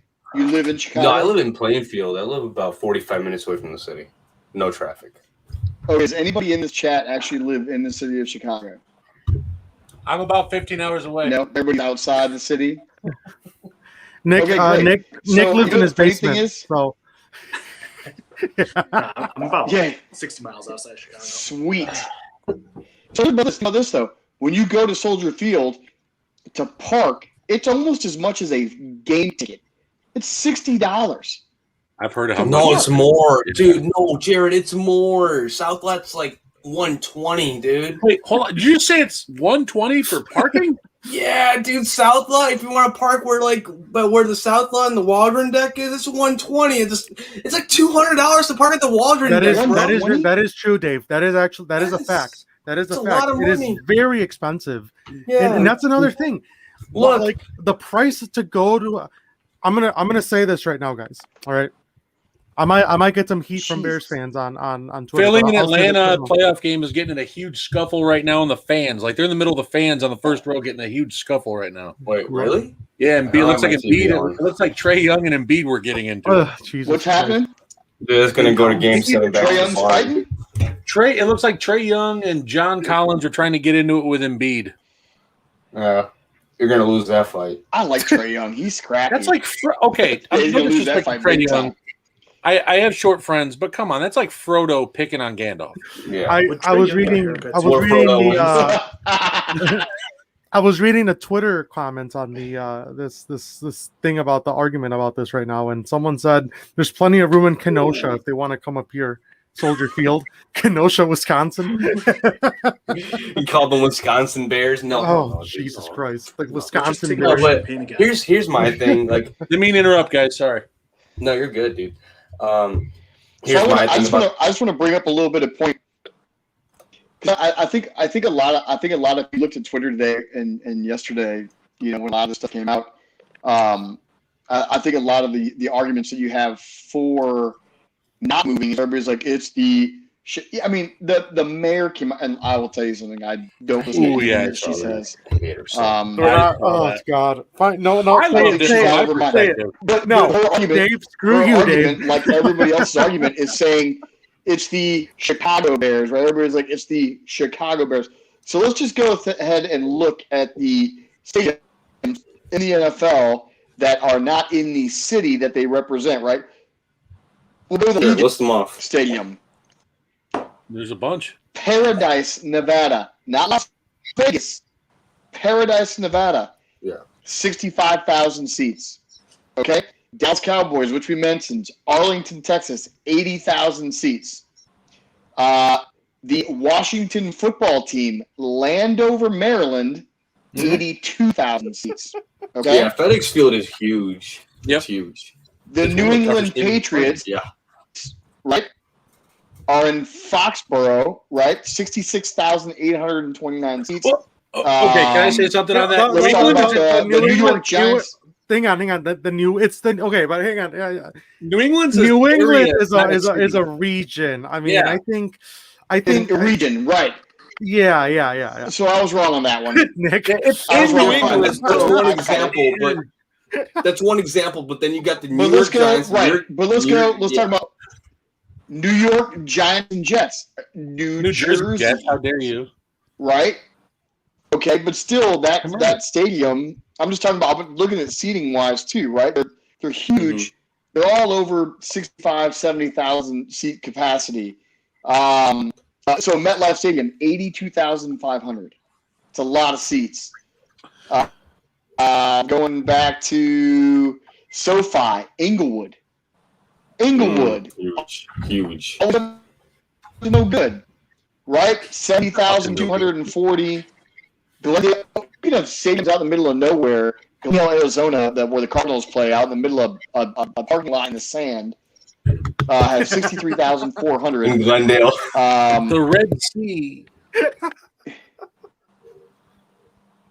Yo, where's the Seriously. sea in Arizona, Look, though? think about this. So if they moved to Arlington, The one little Right, well, oasis it's all right sand. next to the if stadium. they moved to Arlington, my question is if they're going to do this, if they're going to move out to Arlington, I want 70,000 plus. I want the charter franchise of the definitely. NFL to have 70,000 plus fans. I think the Superdome here in New Orleans has like 68,000, if I'm not mistaken. I want to say they're at 68 something thousand out. Oh, I'm sorry. we got Seventy Jim. three thousand We got two hundred someone eight. in the comments. When you were in the saying way Superdome, All right, so I'm gonna add on Mercedes-Benz that. Superdome, they're right? 73,000. I'm gonna add on It's that. So loud that's one shit. thing I was gonna bring. The That's one thing I was Superdome's gonna bring crazy up. loud. Yeah.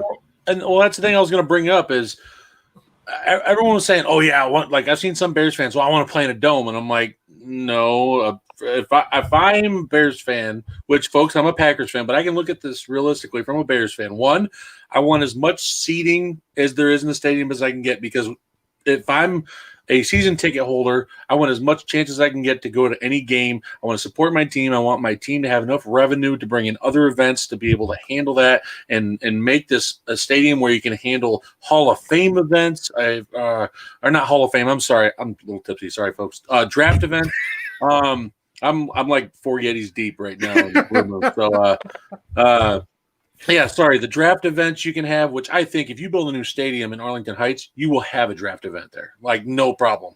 I see you guys putting in a bid there. I wouldn't mind a retractable roof, but I just think of the Bears. I think black and blue division. I think Bears Packers have an outside stadium. I love the weather elements. I just love that toughness ability, that It has factor. to be retractable. I want snow. I want snow if we want to have snow. Retractable if it gets too cold. This is Yes, like advantage. -10, close the damn thing. Yes, but come on, like But I that's don't know. that's Bears It'll freeze up. weather though. It's Bears weather. No, look, no, hold on. Look at Minnesota. Huge, fancied-in dome hasn't gotten them shit. It kills birds. That's all it does. That's all that stadium does for Minnesota. Beer Garden Jim Kill said birds. the Bears suck in bear weather. I don't know if you can demolish Northwestern. I don't think Patrick Ryan will let you. He's the biggest donor that Northwestern has. He's also the co-owner of the Chicago Bears. So I think the Bears definitely need. It's also the fact that Soldier Field has had a history of having really bad turf and not being taken care of sometimes, and you see players getting The injured. turf is terrible, Yes, but And the Chicago Park District owns it, Yeah. right? Like that's their field. yeah, It's the terrible. Park District does. Yep. Mm-hmm. yeah, players get injured It's all the time below on sea it. level. Mhm. It'll Yeah. never get better. It'll never get Oh better. God! Any moisture hits that thing, it turns into a mud pit.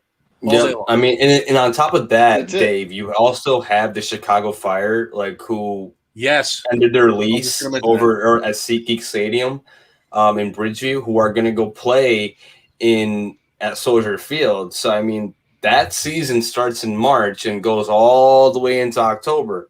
So there's going to be issues where the groundsmen at Soldier Field can't get all of it, and there's going to be some slips and slides on rainy games and on snowy games as well. So I mean, like maybe them coming back to Soldier Field, because I know they used to play at Soldier Field and then they went out to Bridgeview and then they're now coming back.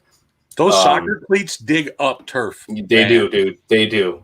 Oh yeah, it's worse. I love slip and slides too, but if it's a for sure touchdown and if dude Throw fouled, my I would throw my remote at the remote, man. If you slipped in the end zone and you had a for sure touchdown and you came up empty, I would be so mad, bro. I would be yeah. Just invest in the turf, and that way snow just like slides off and your cleats can get, the grounding and stuff. But I don't know if the city doesn't allow them to do it or the Bears are, but like, hey, if the Bears put in a bid for the race course, it's probably like, I don't know, $100 to $200 million, if I had to guess.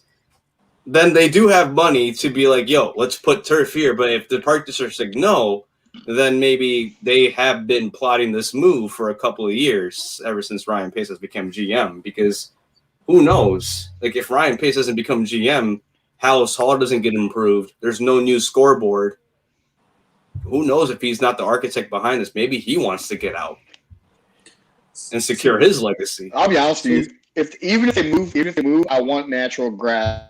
All these other stadiums around the country, Arizona has it, Texas has it, where they can Keep roll it the like turf Arizona, out but keep it like let sit in the Arizona. sun, But like, I'm sorry, Jared, you froze up. My bad. I want See, my whole thing grass. with I don't it want is- turf. My whole thing with it is this weather excuse is bullshit. Half the rosters are from Texas, half of them are from Florida, the rest are from California. And I'm all they talking do is from bring it Green on Bay, trucks so and at just least put it it's- on there. I'm talking from Green Bay, Nick. So at least it's like the black and blue division, Bears, Packers. It's known for the outdoor weather. That's my only reason. I get Yeah. that, but that was Yeah. great when Ditka was around. That's not great today when half of the league's from Texas. Yeah, no, I definitely get that argument. So bear weather is a myth that's long past. I agree with that, Nick. Put a I roof do. on it. Look at Indy. Make it bigger than what Indy did, but look at what Indy did. They Damn. had Final Four, Big We Ten look at the oil. championships. get the college football playoff. They get the Move. Fiesta Bowl Get it there. done. If the Bears build a stadium, they could get like a New Year's Six bowl. Like, I don't think I don't think the city realizes how much revenue you can bring into that and how many hotels would be booked from like the 29th of December to like all the way to like the 1st. Almost Some a year. people- Yeah. Almost a year out. And like that would make hotel owners happy. Yeah. That would make Uber drivers happy because Uber drivers, like I saw this one guy got into an Uber. He was like, I was like, wow, bro.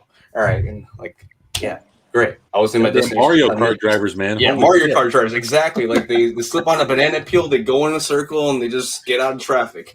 But that's the thing. Like, if you build a state-of-the-art stadium, like Jared said, keep the natural gas, that's fine, right? What's wrong with that? And yeah, the Packers have been winning 25 years. Ever since 2010, the Bears' record against the Packers is 4-19. I obviously want to change that, but That you is need to win so 15 that games is worse. so that is so pathetic. It is so pathetic, dude. I hate Like, myself. I as a Bears fan. actually really wish you would not have just listed that stat. Well, dude, what do you want me especially- to do, bro? Aaron especially Rodgers with- gets on us every especially fucking week, with- bro. Especially with goddamn Dave on this freaking call. But dude, come on, man. They shit on us every damn time. Except that one time at Thanksgiving. Except that one time where Eddie Jackson picked them off. Except that one time It's when Aaron reality. Rodgers broke that It's collarbone. reality. Hey, Aaron Rodgers broke the collarbone in 2013 and still came back and beat Chicago. He still came back and beat our ass, bro. in Chicago. I still have nightmares on Chris Conti falling down. Oh my god, dude, I hate that. Dude. I don't know if you guys saw my tweet. Lennon, bro. I don't know if you guys saw my tweet, but Justin Fields threw a dime. They posted a video and they threw a dime and he torched a dude wearing 47. And I was like, I'm having PTSD right now. Like I'm just watching the dude wear number 47 get torched for a touchdown pass. Was that Chris Conti's So- brother by any chance? I'm gonna go ahead and say it again. I think the Oh, Bears. let's hope would- not. I think the Bears would be really lucky to get a new stadium. I'm rooting for them too. It's not that I don't like Soldier Field. I just think the seating capacity really hurts them. I think Packers are 81,000 seats right now for their stadium, and I really think if they had that at 16 extra 81,000. thousand That's seats. 20,000 more than what Chicago has. 20,000. Oh, I thought it was more only fans. 16. Oh, I'm sorry. Okay. That's crazy. So 20,000 seats extra for home games. Now with the 17 weeks, it's either 8 or 9 games. Think of the revenue they're just bringing in by adding those seats and bringing it and making season ticket packages lower, ticket prices lower. Like it's going to benefit in the long run for this, and I'm all for it. I I'm don't all hate for Soldier it, Field. I want to support the rivalry between the Packers Bears, and I think a new stadium would be great for it. And you also got to think where they're coming from. They're coming from Lake Forest, guys. Yeah. Like they're making that bus ride all the way down 94 to Soldier Field, and they're coming into the city. They're going down Lakeshore Drive, and then they're making a U-turn off that bridge. They're doing all of that at like 6 a.m. And I'm like, I get to the parking lots at 7 a.m. And what me and my guys do, we go out to 18th Street, and we actually see the bus actually come off the exit. Like there's 3 buses, comes off the exit. They make a U-turn on that street, the McCormick Plaza Street, and then they come back down, go around the stadium, and then on McFarridge Drive, that's where they pull in. And then we actually run over to where the bridge is, where Soldier Field is. So we cross the bridge and we run down, and it's enough time because the buses got to park and the players get their bags and then they go in. And so we're standing there over the bridge. We're seeing at this time, I don't want to say his name. We'll skip number 10. We'll see. We saw David Montgomery. We saw Allen Robinson. They're all coming in, dude, and they're just doing this, deucing us and all that. It's all cool and all over there, but think about the obstruction and think about how far Lake Forest is from Soldier Field is, because that's where they're coming from.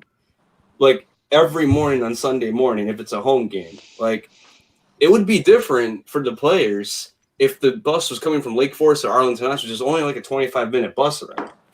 And there's no highways. It's only weird. It kind of gives it that away feeling because you're still traveling to go to a home game.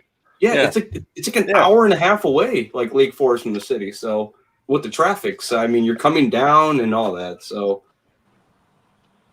I don't know. Yeah, I get that coming from that distance. It doesn't make sense because, like we said, it doesn't feel like a home game. So, what's the point if you're not sitting in your own stadium to walk out to the field? And you didn't renovate Hallis Hall.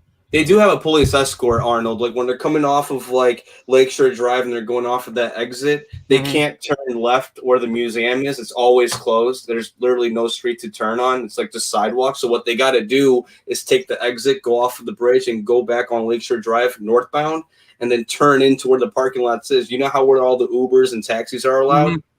That's where they turn around, and then that's where the player entrance is. It sounds like you just described a treasure map.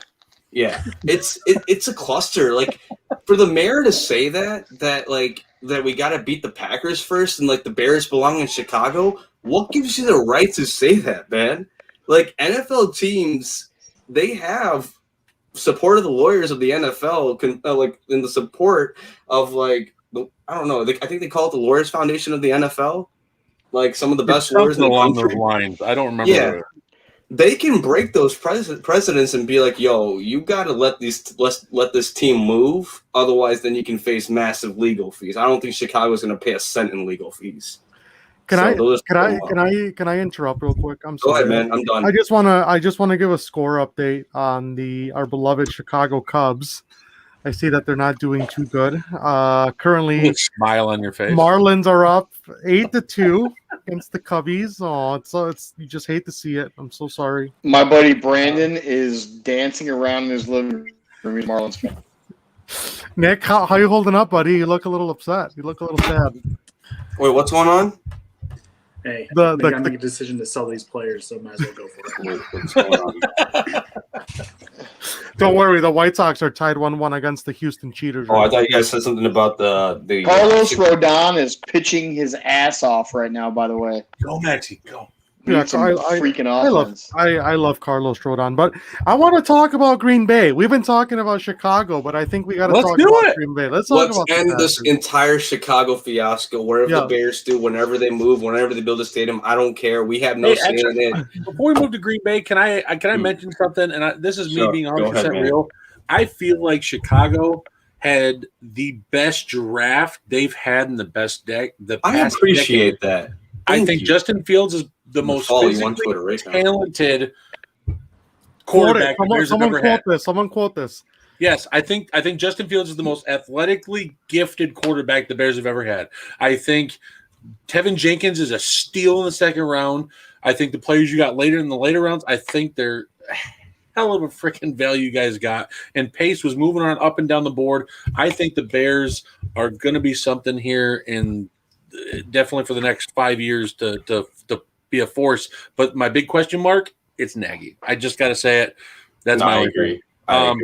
We don't know what he's going to do. We've never seen his full offense. Mitch has the reading apprehension of a third grader with a playbook, so we don't know. Oh, yeah. We don't know what the offense is. Nagy. I think we all agree with you. you. I'll be honest. If Nagy's not it, you got to bring in Eric Bieniemy next year. You got to swoop in and get him, dude. He knows how to call. He's got an attitude that belongs on the Bears too. He's got that grit. Every time he goes to the podium, he's got that feeling like, okay, we just don't want to talk to this coach right now because he's got that feeling. Hey, I got other shit to do. Mm-hmm. Don't you feel like Nagy is do you remember when Trestman was in and he had Alshon on and he kept running the jet sweep? And you're like, Jesus, if you run the jet sweep God, dude. Time without and who did they run it with? I'm gonna break something. Like Alshon Jeffrey's most gangly, long-legged, looks like a baby giraffe. Like baby giraffe running. It wasn't even fast. He's like, what is happening? You know, you saw it coming from a mile away, and he kept doing it. And I feel like he started. I felt like Nagy started to get that way with Cordero Patterson last year, where you knew when Cordero Patterson lined up and they had if they did the offset eye or that power eye, and you had him in the backfield, you knew he was going to get the ball. They were going to try to run power to one side and try to use him as a running back. When you have freaking David Montgomery, who is he considered a power back? No. Is he a finesse back? No. Good receiver. But, dude, he fights hard. He gets the yards. It's 3rd and 1. Why are you throwing the ball? run the ball. That's the And thing. I think That's the thing. somebody just commented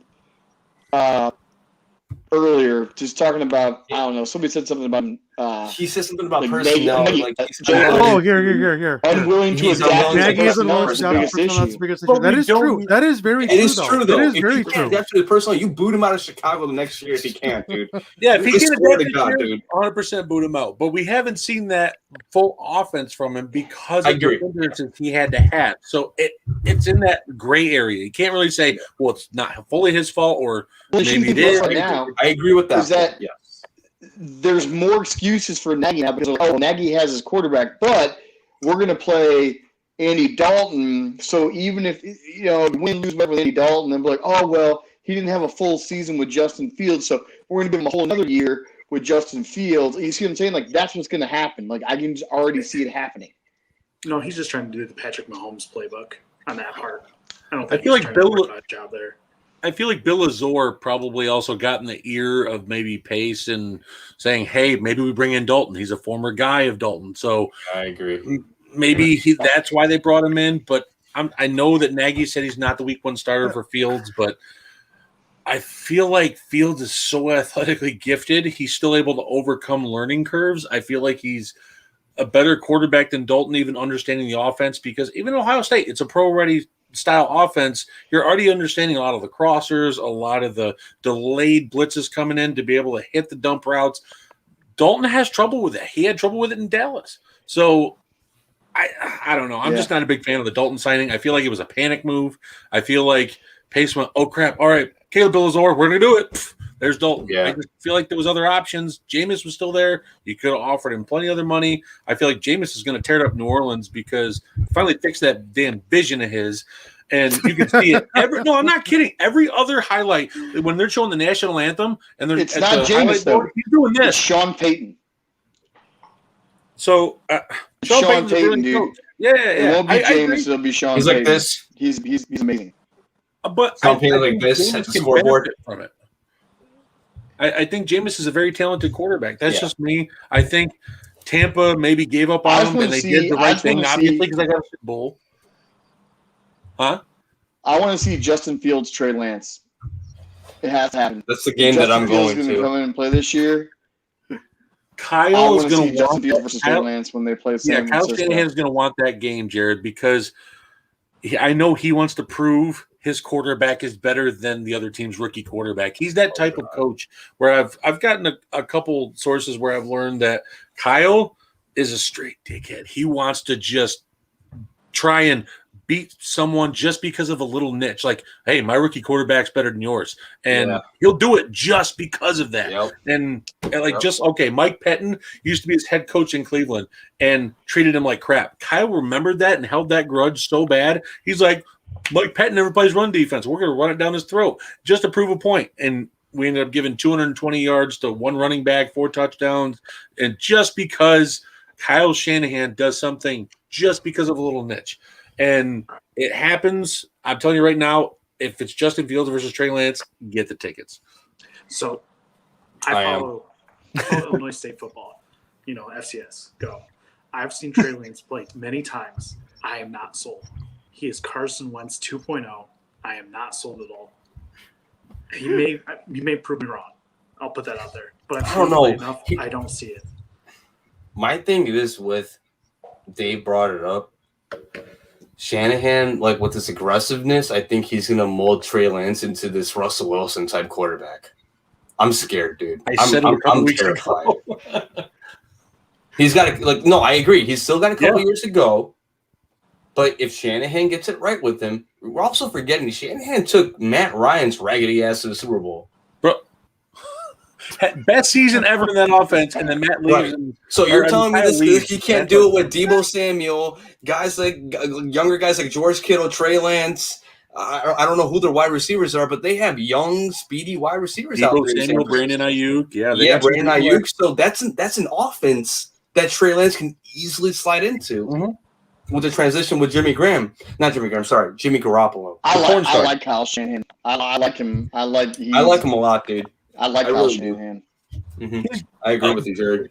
So that is something I've learned also is where John Lynch is a GM title. That isn't really a position for him. He just has the title. Kyle Shanahan is completely over the personnel. He says, I need that guy. Go get him. John Lynch, okay, makes a call and acquires the player trade for I agree. However. Yeah, Jed York just wanted to step out of football decisions for the time being. That's what I heard. I got a couple of friends out in San Francisco. He was just too tired being the president on a daily basis of the 49ers. He would get backlash of his support to Trump and all that. So he just wanted to bring in someone. That was a big part. Yeah, that was a huge part. And he's also related to Ed Bartolo, the former owner of the San Francisco 49ers, who I think he got a prison sentence. I think he went down for it, something like that. A little bit. But he was pardoned by Trump though. But Denise Bartolo happens to be Jed York's wife, so there is a lot of controversy there. So I mean, he had to just step it away from all, no media. So I want to get back before we get too far because we ventured away. I'm sorry. Sorry. I'm sorry. I didn't mean to deviate from the Packers. No, we all did. We all did. And the Bears. No, look, no. Because I need. Look, I've got a bunch of friends that are Packer fans. I think the media has probably talked this topic to death, and it's going to happen until Aaron Rodgers comes back. But the question I want to ask you, Dave, is: are you still, regardless of how the situation plays out, are you pro Aaron Rodgers, or are you pro Green Bay Packers? And what's your stance on that? So with the situation right now, I've got some info that I can't really share right now, but I am going to go ahead and say this. I am more pro Aaron Rodgers right now than I am pro Green Bay Packers, but I'm on the fence a little bit with it because of what the news. I can't share it. That's the only thing, man. I can't do it. But if I had to go right now, I'm just going to go ahead and answer you right now. Aaron Rodgers is going to be back by training camp.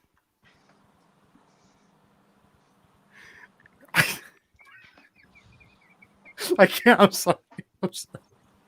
I keep getting the flashbacks to the I'm offended T-shirt that Aaron. I love it. He's a troll, dude. Rodgers is a full troll, and he is enjoying the hell out of this. So what I'm going to say is, Aaron Rodgers is a full blown hippie, dude. Oh yeah, 100%. He is Shia LaBeouf happening 6-7 years ago. Shia LaBeouf went off the grid and is rapping to Indonesian natives. Rodgers is out there right now. So before I came on the show tonight, I was actually out eating dinner with two Packer fans over out here in this Milwaukee suburbia, and we were talking about Jacob. I'm sorry. Was one of them Jacob? Yes, one of them was Jacob. Shout out to Jacob from Game On, Wisconsin. The other one was my buddy Brandon here on our network. But we were talking about this, and it's interesting because I was like, there was that picture that came out with Aaron Rodgers in the tailgate about having the pack of the Bud Light. Yeah. Remember driving? Yeah. I'm like, pretty soon it's gonna be like a whole stock of weed that he's gonna have on him because this dude, I am almost 100% sure that Aaron Rodgers is smoking a crap ton of pot behind the scenes. I mean, this dude is a full man. He's getting this dude is a full blown hippie. For sure. And again, this is again what Brandon and the man bun. The man bun says no. The man bun. Yes, the man bun. Yeah. The no not having the league isn't testing for pot anymore either. So I mean it is inconsistent. I mean Aaron Rodgers is in Hawaii going Maui, wowie. I mean it's damn, Jared, holy shit. So my mics were too loud. I was like, one of the biggest things people are noticing here is last year and at the end of the Super Bowl this year, Rodgers was a big advocate for the way the COVID program was run. A lot of virtual training. And then he said, 3 weeks of training camp. I love it. That's the only thing we had to show up for. I feel like he's using this as an excuse, this whole holdout crap, to go just take a longer vacation like they did last year in the whole COVID protocols. And Emmanuel Acho said it best. I think he's using that, and he's just vacationing, and he's going to show up in training camp. He doesn't need to show up right now. Exactly. Yeah. But that's the thing, dude. He's not going anywhere, dude. Damn, 2 people just joined at once. Holy Now crap! more all Bears right. fans come in. We talked about yeah, you're in Rodgers and trouble. more Bears But- fans come in. But like that's the thing, Dave. Like Rodgers, in my opinion, he's not going anywhere, dude. He's gonna be there day one. Going like he's gonna, dude. I think I have the best visionary of Rodgers showing up to training camp. He's gonna park his truck, take the tricycle off, and just ride the tricycle. He's like, I'm back, MFs. Yeah, And then all the Bears fans are gonna be like, "Oh my God, he's actually not gonna get traded at all, dude. Dude, he's No, not he'll gonna be go there. anywhere. All He's right, not. really, hang on, really It's like quickly, 4 first-round picks to bring him over, dude. really quickly. So Matt down here, his Burke at Shyburk 96. He's joined in. I heard the train going by behind him, so I don't know if that's done. Are these other people I've insulted and you're bringing them on like No. AJ, No. These are just fellow Bears fans who are. I'm Aaron Sorry, Rodgers' I muted myself younger with that. brother. Yeah. So I'm Aaron Rodgers' I younger missed that brother part. came on to defend his honor. So Matt wanted to jump on here real quick to give his 2 cents on the whole relocation thing we were talking about earlier. Okay. Sure. So I want to get him to just give his thoughts, and then we can obviously we can bounce off of whatever he says. But go ahead, Matt. The floor is yours. Real quick before you go there, I'm gonna. So bounce for okay, you guys. well I'll be at the first off, comments. I mean, what was? So I apologize, guys. I was at bar, and I know you guys were going to talk about, but what's your consensus on this whole Arlington Heights thing? I know some of you guys are Packer fans. Just general. Just one of Just one. Yeah, just one. Just one.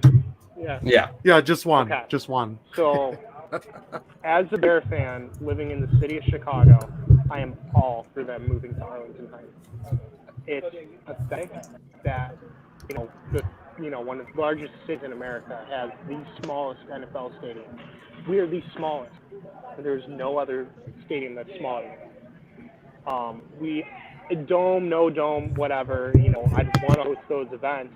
But at the same time, even with that location, even to remodel, the building is on Park District property. So you have to jump through a ton to even remodel. I'm not laughing at you, but I'm hearing that people. were Yeah, yelling we can hear the Here drunk comes the people train. in the background, and there's the metro. Yeah, but really quickly while Matt's on mute. No, he's reiterating the point that we were making earlier, right? That it's just such a freaking hassle to get down there to just even watch a game. I mean, it shouldn't be like that. It really honestly shouldn't be. You know what? Look, again, I'm gonna. Go ahead. Allegedly, they're going to try and make it more commuter. I don't want to say commuter friendly, but more easy to get to. But it's going to be remote and close to the Sox team. It's right off the expressway. Right. There's parking lots. There's an L stop right there. I mean, you have to walk at least a half mile if you're going to take the L, and at least 2 miles if you're taking the Metro, which most Bear fans are doing. Which, at that point, they're taking the Metro because they're in the suburbs, which Arlington Heights is kind of Metro a little bit. And then even the other thing too, I mean, I've seen, our guy Buzz is talking about how there's historic value at playing at Soldier Field. In my opinion, I mean, if you look at it, the Bears have been at Soldier Field since 1971. Where did they play before that? They played at Wrigley Field from 1921 to 1971. That's 50 Yep. years. They played at Wrigley Field longer than they did at Soldier. Yeah, there's history. There's the 85 Bears, but if you're going to keep holding on to that, I mean, you're going to turn into the Cubs. And you're going to be holding on to one great thing, and that's it. No, I agree with that, and I think my fellow Bears fans on the chat here on the stream. I mean, you guys, he has a point. I mean, how long they played? What Matt just said, 50 years at Wrigley. Mm-hmm. Right, and they've only been at Soldier Field since 71. I mean, it's not. I understand the historical. I guess I can understand that historical argument, but this goes back to something I actually had said a few weeks ago on one of our. I think it was actually on this show last week. How I said, if they're going to remodel the whole or if they're gonna rebuild a whole new stadium, right?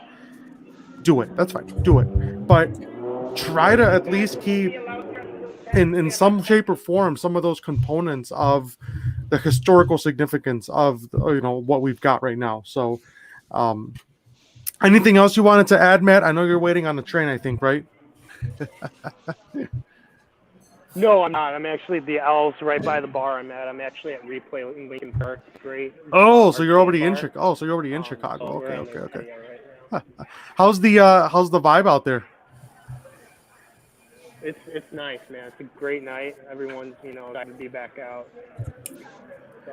I gotta make my way down. I haven't been to Chicago in a few weeks actually. I gotta go down there sometime. And Well, yeah, I bet the last time was when we saw each other at the Sox game. Yes, that was the last time, and I will tell you right now that I don't really remember much from that game. After we left our seats, so I could tell. We need to take Yes. Juan to his first meeting. He's admitted he has a problem. every time that Juan goes to a White Sox game, it usually ends with either me not remembering what I'm doing or forgetting my PIN when I'm trying to pay for my drinks at the register, and then Win or loss, does it matter? what was that?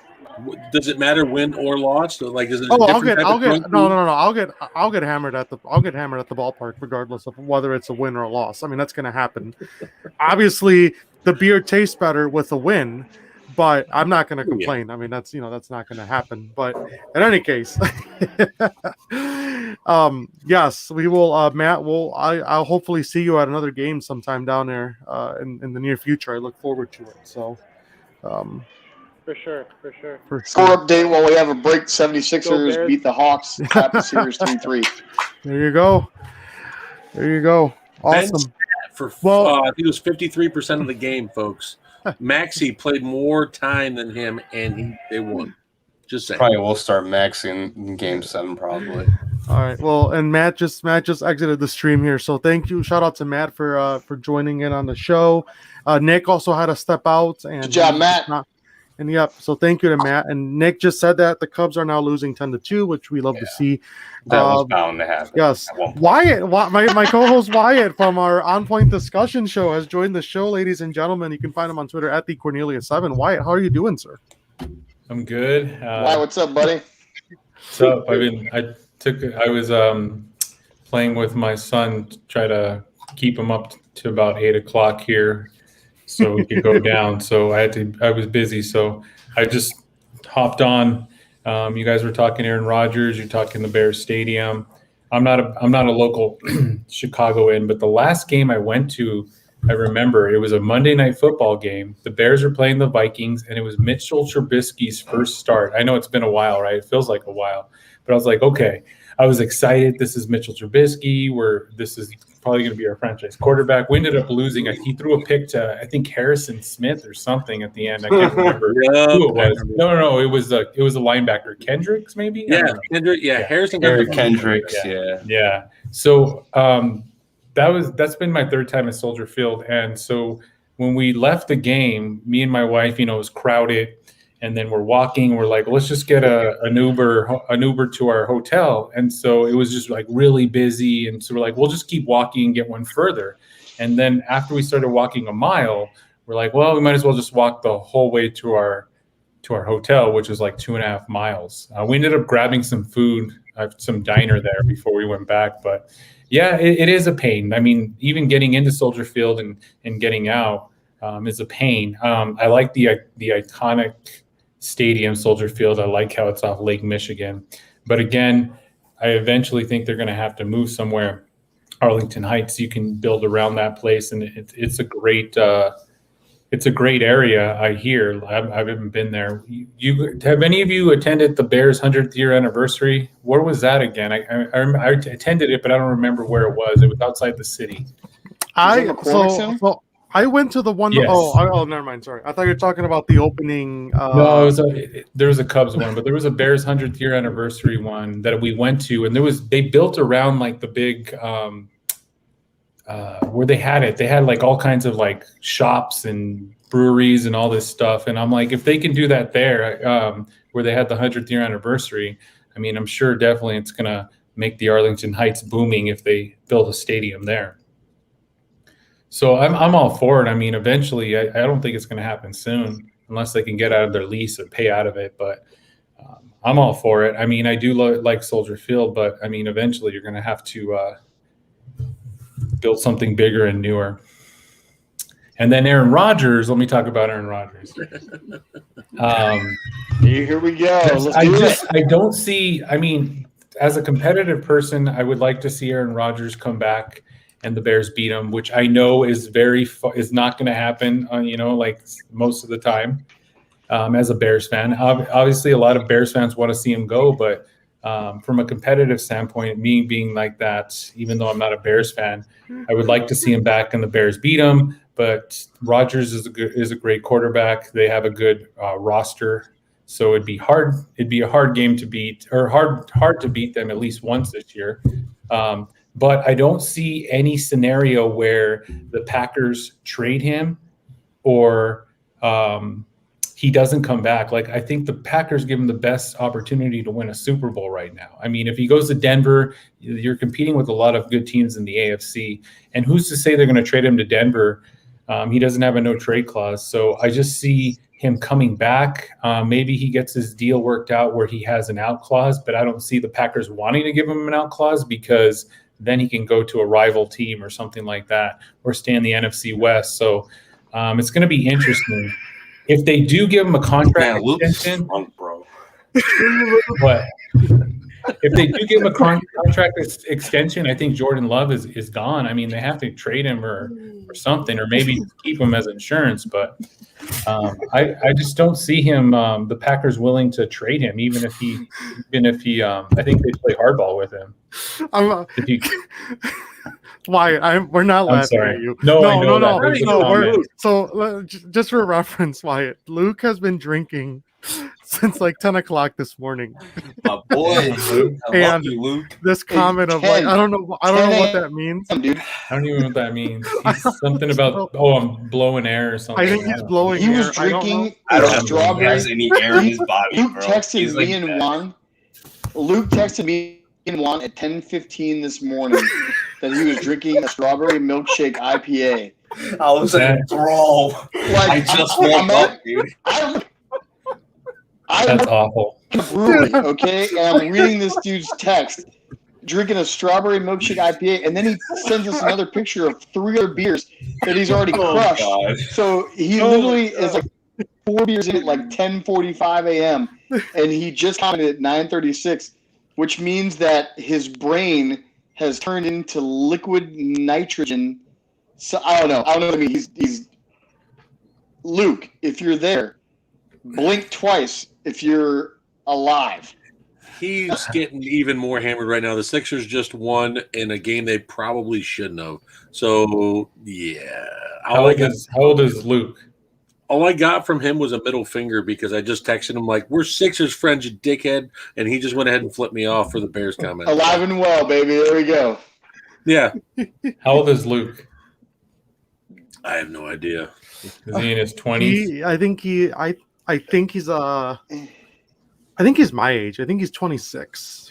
He can all day drink and he'll be fine. This Still in his 20s. I will tell you something.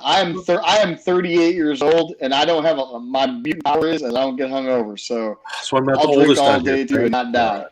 I'm turning 27 this year, and when I wake up hungover, I basically need an IV. I mean, it's getting to that point where I wake up and I'm like, I get mad at you when you say you're hungover. I'm like, what are you doing? Just wait till you hit your 30s and you get your first hangover at like 30 plus, and then you just take 5 days to recover.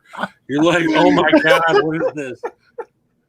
Yeah, it's almost time to start It's drinking almost time for to start tomorrow. drinking for tomorrow. Oh my god! Tell him to save some for the football season. This guy is destroying. Look, I don't his get life. hungover. Oh, good. I don't get AJ, are you hungover. Look, muted? We I can't can't wait hear to you. drink with all of you in person. I was muted. I was talking to myself. I'm like, all I see is AJ do all these hand motions, and I'm like, Just are you punching telling me air it's like Dude, AJ's been feeling good since he hopped on the stream. So He's Yeah. been like talking for the last 5 minutes, and I'm like, why can't I hear? I forgot about that. But we're back. Kobe. Okay. Why is no one responding to me? Oh god. What's up? Okay, Wyatt. you were saying a thought. I'm sorry for cutting. Oh you no, off. sorry, finish. Wyatt. My I stupid just, laugh. I just don't I see just go. as Go a, ahead. I don't see a scenario where Rodgers doesn't come back to the Packers this year, at least. I mean, I just, even if he says I don't want to, He's trade playing me. for the I Packers this year. Yeah, I don't see them like trading him and this. Are they gonna? Is he gonna sit out the whole year? I don't think so. Guy's That's the getting thing. older. That's the thing. What trade package do you get for Aaron Rodgers? Like 2 firsts, right? There's been one that's Three been first made. and players. 3 firsts and players. There's been one that's been made by Denver on draft day, and Green Bay declined it. It was the number 9 pick. It was 3 firsts, a third. It was number 55. I'm forgetting his name. I don't know. Who picked. The outside linebacker for Denver. Nick Chubb? No, not him. I can't remember For his the name. Von Miller? No, not Von Von Miller. Miller? His counterpart, number 55. Are you talking about the one who just got drafted? Or Yeah, like 2 years ago. no, Nick Chubb was a That's 4th Nick overall Chubb. pick. No, not Nick Chubb, not the running back, not the what the hell's his name? Bradley Chubb. Bradley. Not Nick Chubb. Yeah. Bradley It Chubb. was Sorry. him. That's his It was cousin. him They're and cousins. Cortland Nick Chubb's on the Sutton. Browns. Yeah, Bradley Chubb, Cortland Sutton, 3 firsts, a third, and Green Bay still turned it down. That's a big haul. Damn. That's how They said much no they to believe that. he will be back for Week 1 for Green Bay football. Well, and that's how much they don't believe they didn't believe in Jordan Love at the time. Yeah, See, they probably still don't. It's the fact they want to let him develop, so I get that. And it's not that he's not good enough. It's they did the same thing with Rodgers. They gave him 3 years to sit behind Favre while he was doing this tap dance. I'm going to retire every year in 05 to 07. And Yeah. I mean, Rodgers isn't doing You that. honestly, I'm going to retire this. Dave, moment of truth. Do you honestly believe that Jordan Love is Aaron Rodgers 2.0? God, no. First of all, All right. no Thank you quarterback for will be being Aaron honest. Rodgers 2.0 because Aaron Rodgers, Great. he's not the GOAT, but he is the most athletically gifted quarterback to this point right now. Like everyone says Mahomes. Mahomes is making throws Rodgers makes. That's the thing. It's not that Rodgers makes Mahomes throws. Rodgers has been making those throws before Mahomes. Since So- 2009. Yeah. This is the days I Aaron can Rodgers. remember. Aaron Rodgers flicks his. Every He's like- time he makes. There was a play against the it's Bears where it was a effortless. He's just flag. like, oh, there it goes. There was a play against Oh, the Bears God. where it was a flag, and he threw a 54-yarder on a dime when he was getting tackled. His knees bent, and he just flicked the wrist and hit Devontae for a touchdown. Got called back, but it's just I remember it's that that. type of play where it just makes you think like, what the hell have we been doing as a team?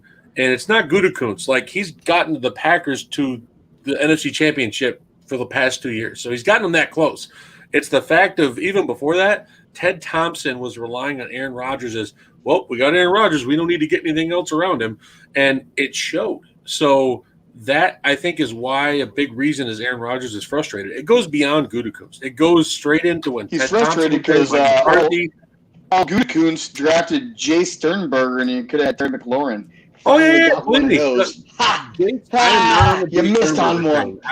I'm not on Yeah. the Jay Sternberger train. He's What's Jay Sternberger going to do for Aaron Rodgers? Like donut, dude. Literally Uh, nothing. You get him like another wide receiver. Sit out for 2 games.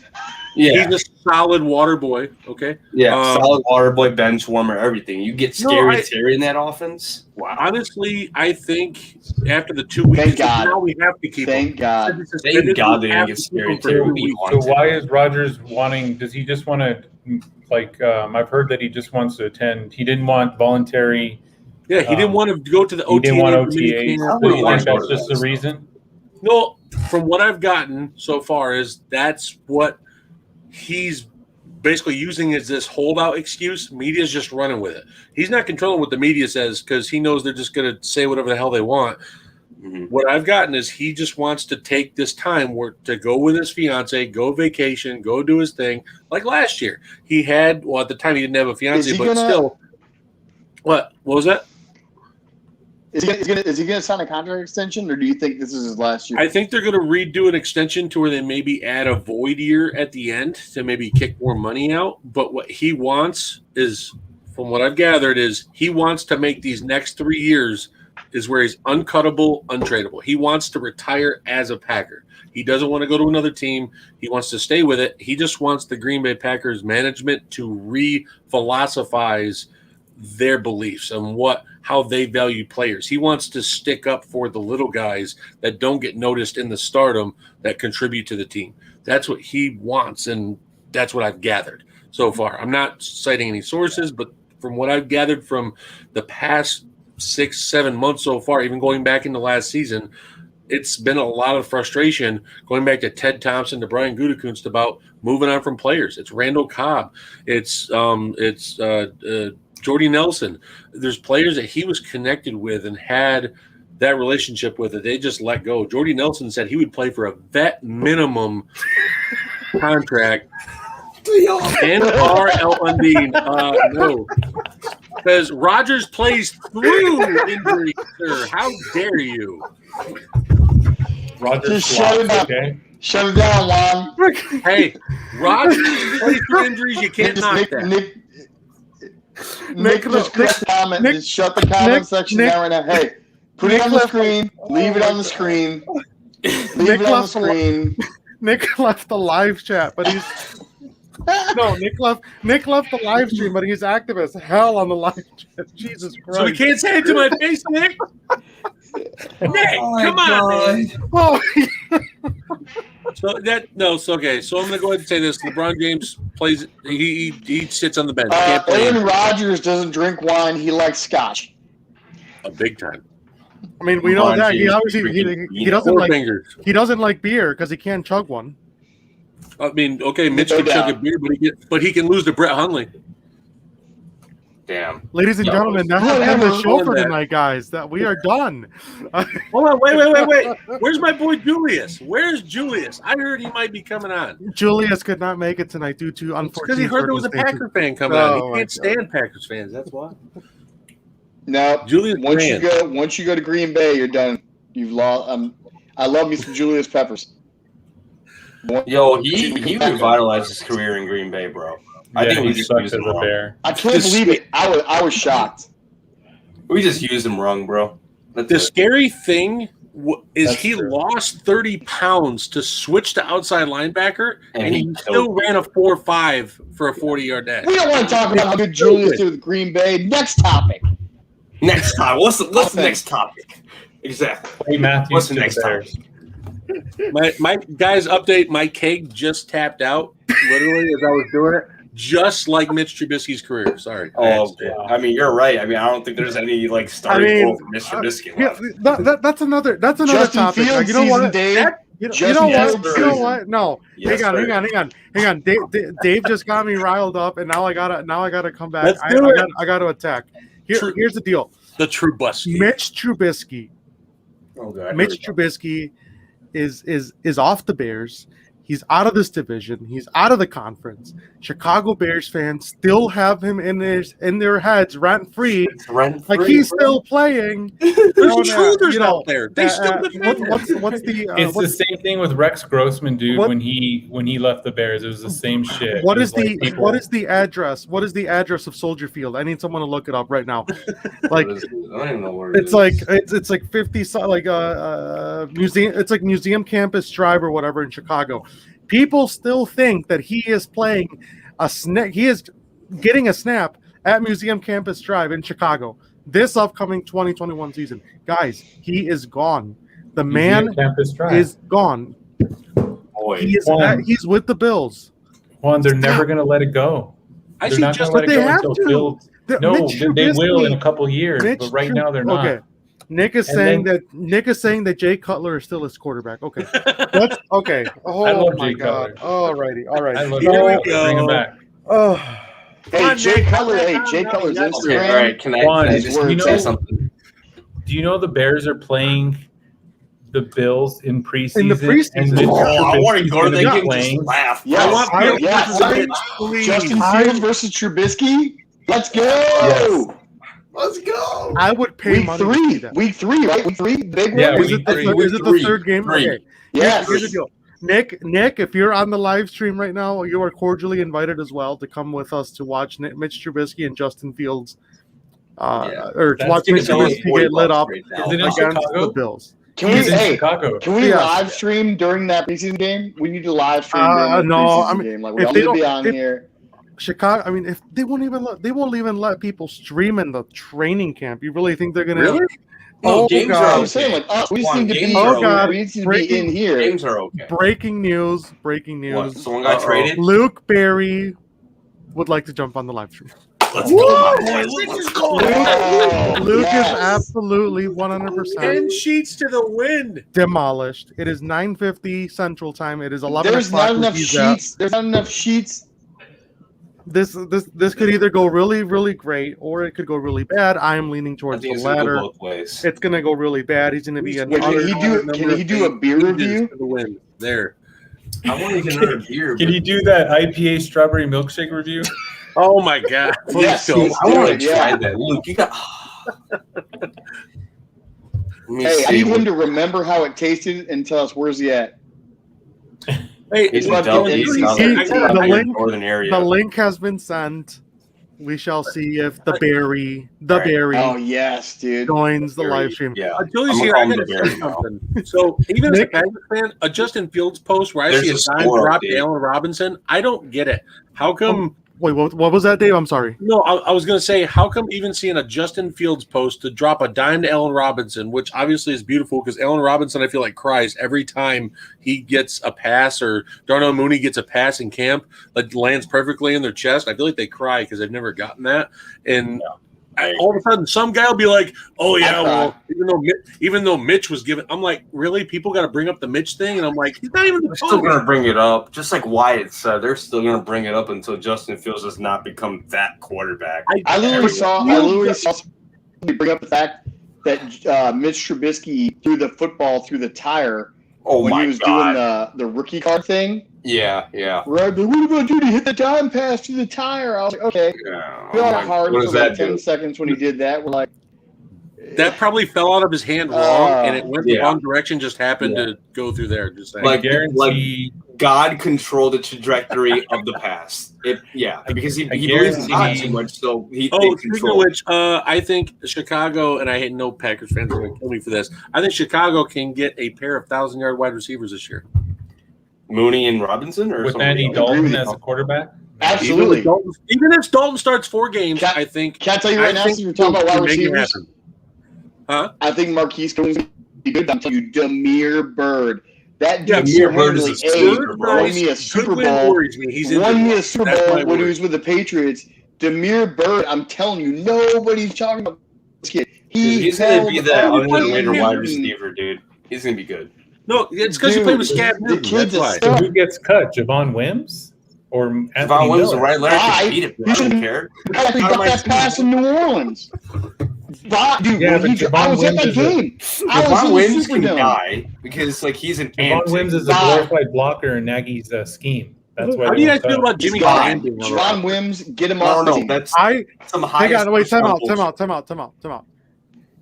Dave asked a question about Jimmy Graham, and I think we owe him a diligent response. How do you Okay, guys fine, feel go about ahead. Jimmy Graham being on the roster? Because when I was a Packers Juan, you fan, can go first. I Okay. wanted him gone. I couldn't stand it. I'm going to be very sincere with you. I personally have no issue with Jimmy Graham. I really honestly don't. I don't think. I love I Jimmy think Graham. he's good for Cole Kmet. Ladies and gentlemen, real quick, my buddy Beer Garden Jim. He's probably the biggest, most avid beer drinker Yes, dude. What's up, on man? Twitter. I really said who it is. What up, Yes, bro? diehard White Sox fan, as you can all tell, which is why I invited him. Or Mr. he asked me- Hashtag crack him himself. And then Uh-oh. There's Strawberry IPA. Yeah. Luke is wow. Luke is not even able to turn on his camera right now. Wait, So Luke, Fox- Luke, Luke Holy is, shit, Luke is on. Luke is I'm in the middle. I love that I'm in the middle right now. This is awesome. Jim, what's going on, man? How are you? We can't hear you. I think you're on mute. The mic, maybe. Yes. Check your input where you plug in your mic, maybe. Jim said too many beers tonight, guys. Yeah, can't hear you, There's man. There's a score update. Utah is on top 37-36. Mm. Oh, that's not that bad. Are they going to take this back to I need LA? you to hand. Okay. Jim, we So- can hear you, bro.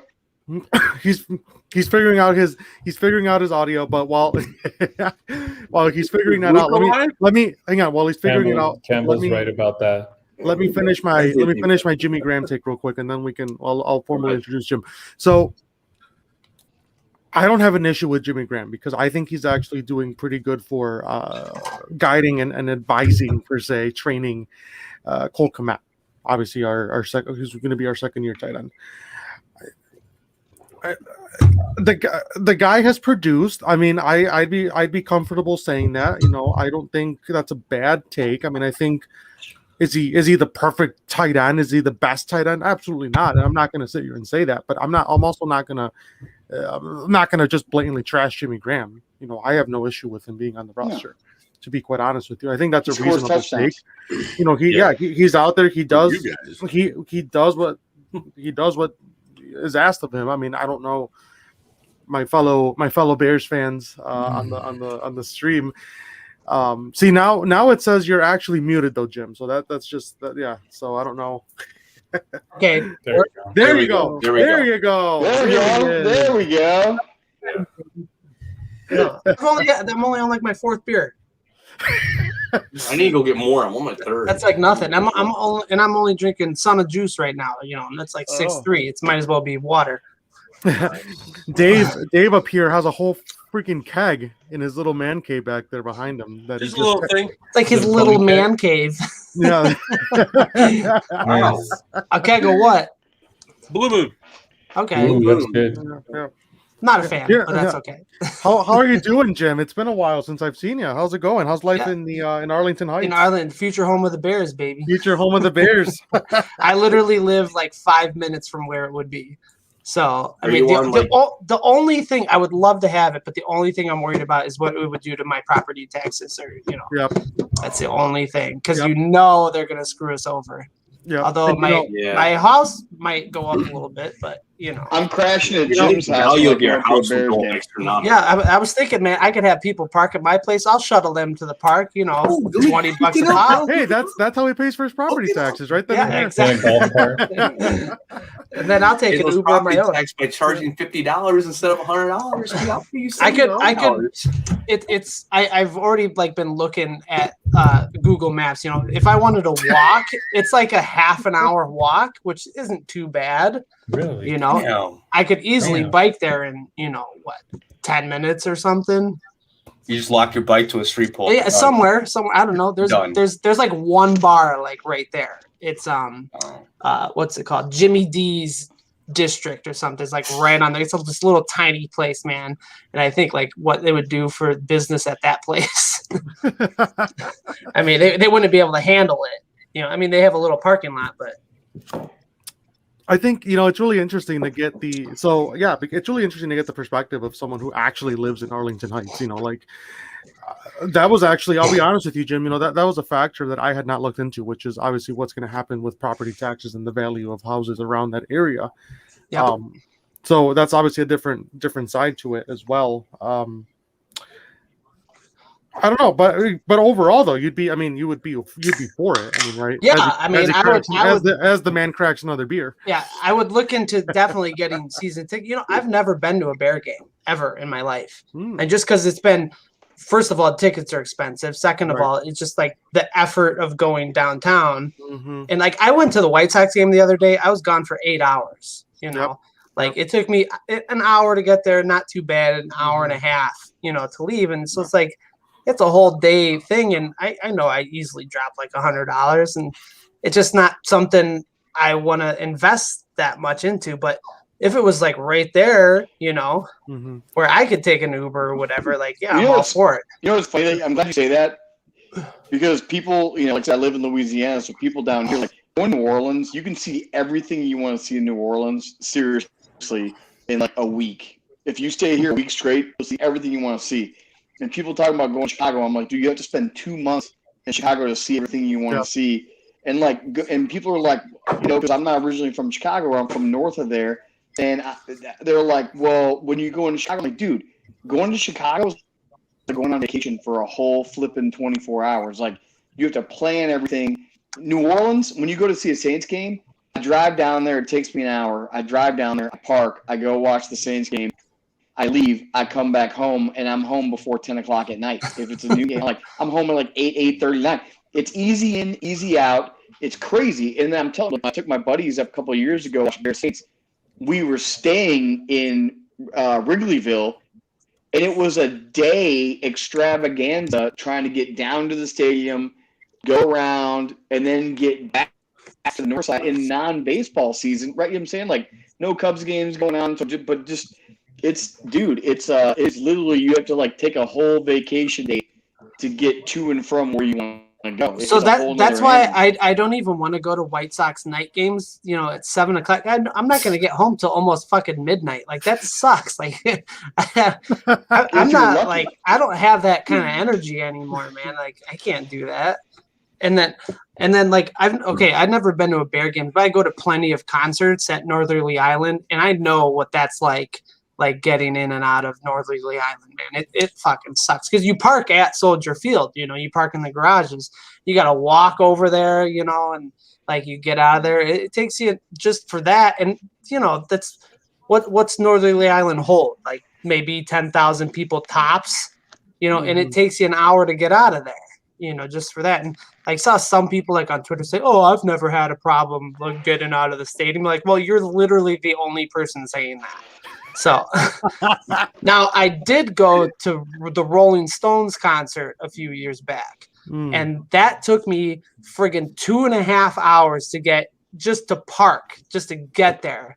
And then like we waited like after the show, like we waited to get out of there because we knew, like, I was with my dad who he doesn't walk the best. So like we just waited till like it was all clear, and like that was okay. But we waited inside the stadium basically for like an hour. So like crazy. Yeah, it's not fun in my experiences. Even just to go down and like walk around down there. I mean, in that area, just to go walk around like the Soldier Field campus. It's cool. It's cool. It's cool. It really is. But just parking is a bitch. I mean, yeah, you can't. It sucks. You know, I'm driving around like the planetarium, the Museum of Science and Industry. They say don't go this way. You know, you gotta fucking go that way. And then it's like, all right, I just want to get out and walk around the park area for a little bit. You know, I'm not trying to go into like a freaking museum in Chicago, because those are going to cost like $70 just to get in. So let me just walk around this park for a little bit. And they're like, well, you got to pay for parking in that garage. Well, how much is that going to be? Oh, it's going to be like $60 an hour. I'm like, what? It's not going to take me a whole hour to get what I want. Like, I'll be in and out in like 10 minutes. I mean, come on. So it's just it's ridiculous. I mean, I'm just not. They have like those underground parking. Do any of you guys ever park in those like under?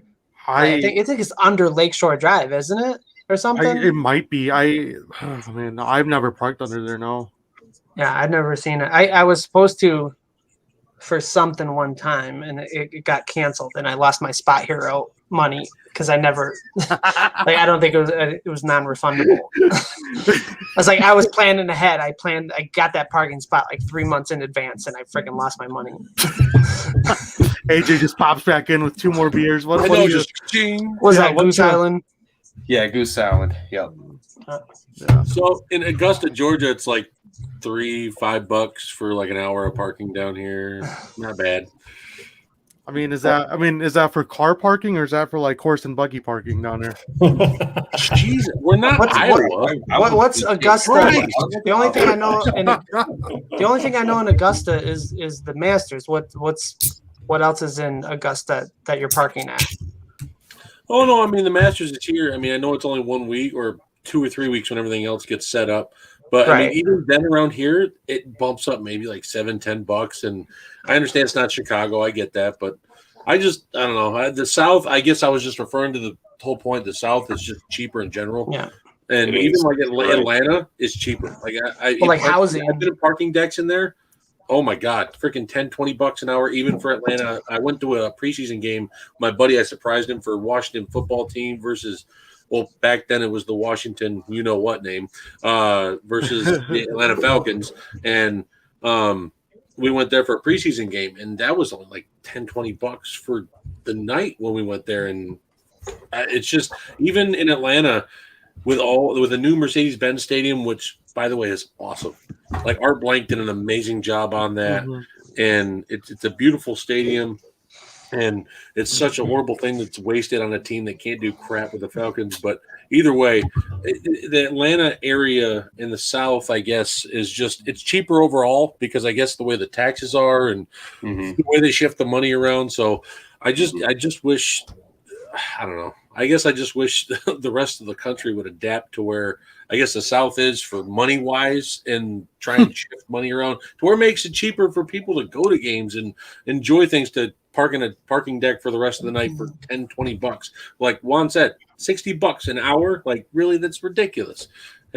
I mean, people can't say, "Oh, it's inflation of prices." No, that's just Chicago cronyism. I mean, that's all it is. It's Chicago capitalism. Even up in Green Bay, if you're driving to a game up there, people park on the lawns. Hey, $10 to park your car here. Okay, go. And that's on people's front lawns, their own property. So I'm just showing over here. But here's the thing: over here, it's just like either you have an option to go park.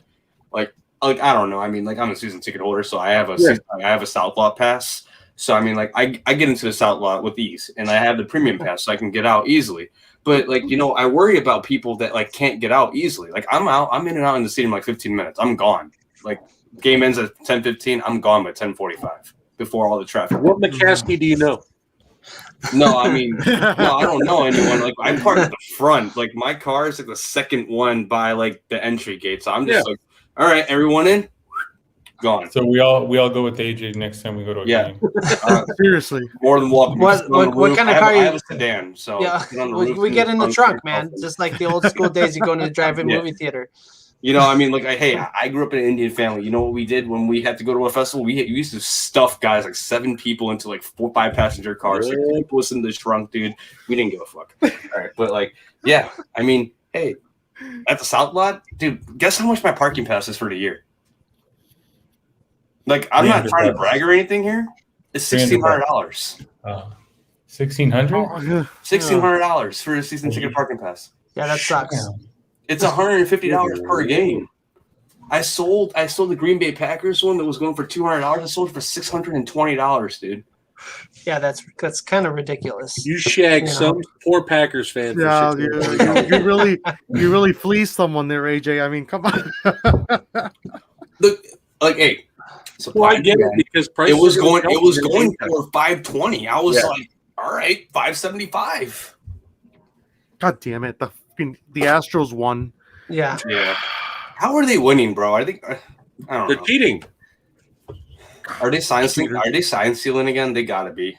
Robert Manfred. I hate the Astros so bad. I hate the commissioner. This entire league's commissioner, dude. He has to be removed by the owners, but the owners don't remove him because the owners love him, dude. That's what it is. It was a 2-1 game. So. It was only 2-1. So the Astros. I know, but still, you can't have a commissioner that's a yes man. You just got to look at it from both ways, from a player's point of view and from the manager point of view. You just have to. I wish Goodell would do that. Can you guys hear me all right? He does. None of them do. Like, right. You say let the kids play, but then you find them for a bat flip. What? That's all it is. Money talks. It's all it is. Oh, God. Shout out to Tim Anderson and his awesome bat flips, by the way, too. Oh my God, I love that kid. I also miss him a lot. Yeah, Tim Anderson. Oh, so I was asking earlier. I know that a couple people came on, and I wanted to hear some more Bears fans on it. How do you feel about Jimmy Graham? I know Juan gave his opinion. Oh yeah, I want to hear what Wyatt and AJ had to say. And Beer Garden Jim. Sorry, my bad. When Juan knew, like, we had a podcast going, and they signed Jimmy Graham 2 years. I was kind of irate. I think as far as like a red zone target, he's good. But what pisses me off about Jimmy Graham is he doesn't run his routes. Like he stops. Like last year, he would stop in the middle of his route, and then he would suck. Like, and then when he played his former teams, he would suck even worse. So yeah, I get that Jimmy Graham is. I mean, we basically need him because he's mentoring Cole Kmet. we don't really have anybody outside those two. I mean, the other tight ends we have are just like blockers, glorified blockers. So he's okay. It's just like, can he run a full damn route? It's like he's playing scared and he doesn't want to get hit over the middle when he's running a route over the middle, like a slant or something like that. So he really bothers me at times when he does shit like that. So he picks plays where he wants to go 100% at. So for me, like, I don't need him I need him in the red zone, and that is literally it. I don't need him running any routes. I mean, how many touchdowns didn't he have? Like 7 or 8 touchdowns. I don't know exactly. I'm not a fucking numbers guy, but all I know is in the red zone, in the end zone, he was getting it done. He can't run routes. He can't jump more than 3 inches anymore. But he's so big that all he's got to do is box some guys out or whatever. And he was getting the job done. And he was like probably their biggest red zone threat, wasn't he? Like, if I'm not mistaken, like he got it the most work done there. So, for me, like, I think he's a very valuable piece. For now, I think. Yeah, right. I think hopefully they draft somebody next year. Right. Yeah. Yeah. Because who did they just sign? Jake Butt, wasn't he the tight end? From Denver, yeah. Juan's New Jersey. Oh, I'm sorry. Just Butt. Mr. Butt. What? I'm surprised that Jimmy Graham That's it. didn't flourish with the Packers. When the Packers signed him, I thought he was going to flourish. I mean, as a guy named too. Butt, And it broke my you heart. better be good at something, like growing up. So you imagine the shit he took, growing up. But Jimmy Graham, though, the only thing that bothers me is besides where he takes plays off is for such a big guy, he plays soft a lot. I don't get it how you're 6'7", you're 260 pounds, running over people. And he's solid. He's solid too. Yeah, He's he's built like a freaking brick shithouse. But no, I watched reports of Jair Alexander tearing this guy down dude, I'm like, bro, you can't run him over? Are you serious? Yeah, I was really no offense or anything. That's okay. That's why we got Cole Kmet. Oh, I love Cole Kmet for you guys. I think let him run the people over. Let Jimmy Graham just catch the ball in the end zone. That's all I need him for. That's it. Kmet is going to be the guy that carries 4 or 5 people on his back. For like Arlington Heights. He's from Arlington Heights. I mean, I think he was born in Barrington, but that's okay. I know. I think Cole Kmet said something yesterday after they released that announcement that they had put a bid in for the horse track. He was like, "Oh, I'll just be playing in my backyard or something." And then Bears fans were like, "Oh, the Kmet family, inviting us to the tailgate and all this." Because where did he go? I think he went to like St. Viator or something. I think. It was some private school. Yeah, private school. It would be St. Viator. Yeah. That'd be the one. Is it Viator or Vita? Viator. I don't know. I say Viator. Oh yeah, I think he went to St. Viator High School. Yeah, Notre Dame recruited him from there, I think. Yeah. So another big issue I want to touch on: how comfortable are Bears fans now that Kyle Fuller has left? Oh, Jesus Christ! And with Vildor and Johnson are at hand. I'm just curious. I didn't give my opinion on Jimmy Graham, so I'm just going to go first. Yeah, you guys. I don't care. AJ feels left out, guys. AJ, I was waiting. No. I mean, here's the thing about for Jimmy Graham, and also score break. Utah Jazz are up 18 on the Clippers, 60-48. Now 15, but yeah, they're going to come back to LA, I think. But here's my thing about Jimmy Graham. I just did Dave pointed out that if I'm not gonna insult Jair Alexander or anything, but if you can't run him over, then what's your point? You're huge. You should be able to run him over. Yeah. Just to get touchdowns, exactly. Either be on the field for red zone opportunities or don't. Just let Cole Kmet take the snaps from the 20 to all the way to the 20-yard line. It's not like it's Jimmy Graham doing it. He's like, it's who it is. It's Matt Nagy, yeah. Right. Yeah. I just hope that he adapts his personnel, that he changes it a little bit so that he can put more trust into Cole Kmet. So when the red zone comes 15 or 20-yard line, then you can just throw a fade to Jimmy Graham. It's a touchdown, I mean, keep him fresh. and let Cole Kmet do all the dog work. You know, I mean, that's the thing we were talking about earlier. He has to adapt. Matt Nagy has to adapt. He can't just be a buffoon now. He's got the players now. So, I mean, if he's a buffoon, you have to ship him out next year. Luke says that he wants. He's upset that we chose Graham over Fuller. That was my point transition to go from Graham to Fuller. That's actually So now we can transition into that. Wyatt, I think- need your take, Wyatt. Go ahead. Oh, I was definitely upset when we got rid of Fuller. Starting corner, bro. But Fuller's like the guy that like plays 10, 15 yards off the line. Jalen Johnson plays Right there. Yeah, and so I think what is his name? Kindle Vindar. I can't even Vildor or something like that. Yeah. I think him, like Desmond Trufant, actually is a good corner if he could stay healthy. But Yeah. I think, honestly, Sean Desai, with that defense, I think they're going to play some pretty tough-nosed defense.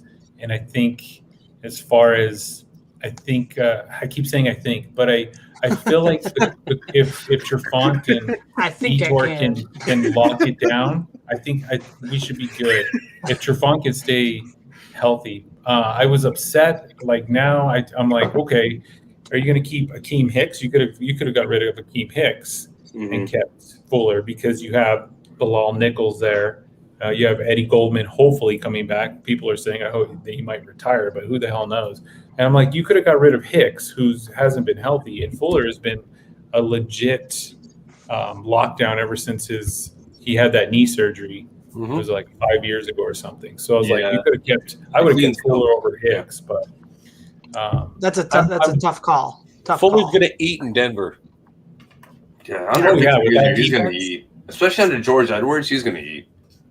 Yep. Well, it's underneath Fangio as a whole. I mean, he's former DC. Yeah.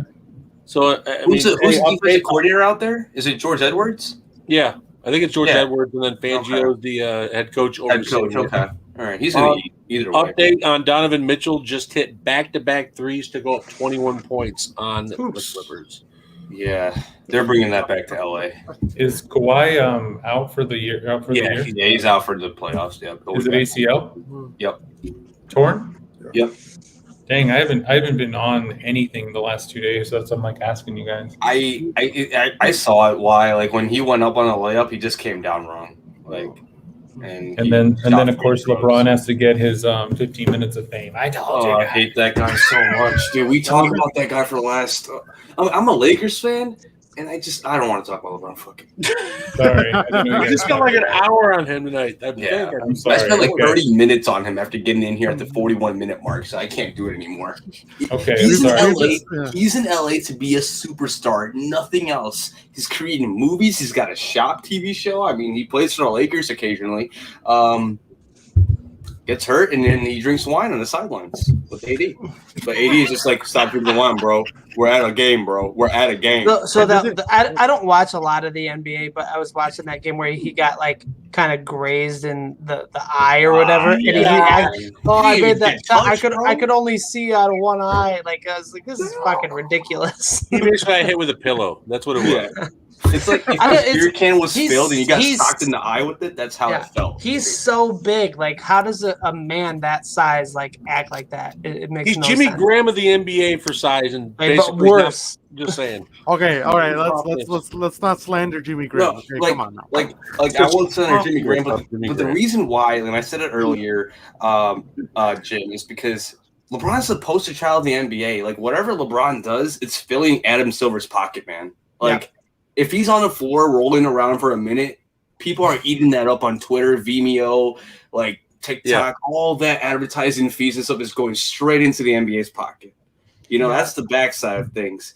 And then all the fans and comments and stuff, NBA loves the controversy. They love it. They let the fans fight. Do you remember when LeBron mentioned that he was going to go try out for football? When I guess there was some. Imagine him on the field for football, the way he flops. Like I couldn't imagine it. You're like a soccer player. Yeah. He would get the stretcher card out, and he would literally have to be carted out for just like And then Do you ever coming back on the tunnel. Do you ever watch Key and Peele? Yeah. You know Key and Peele. You see the one where he's a soccer player and he's like he gets barely hit in the ankle. He falls. He goes to the pearly gates. And all of a sudden, he comes back to life and scores a goal. If you've never seen that, you should look it up.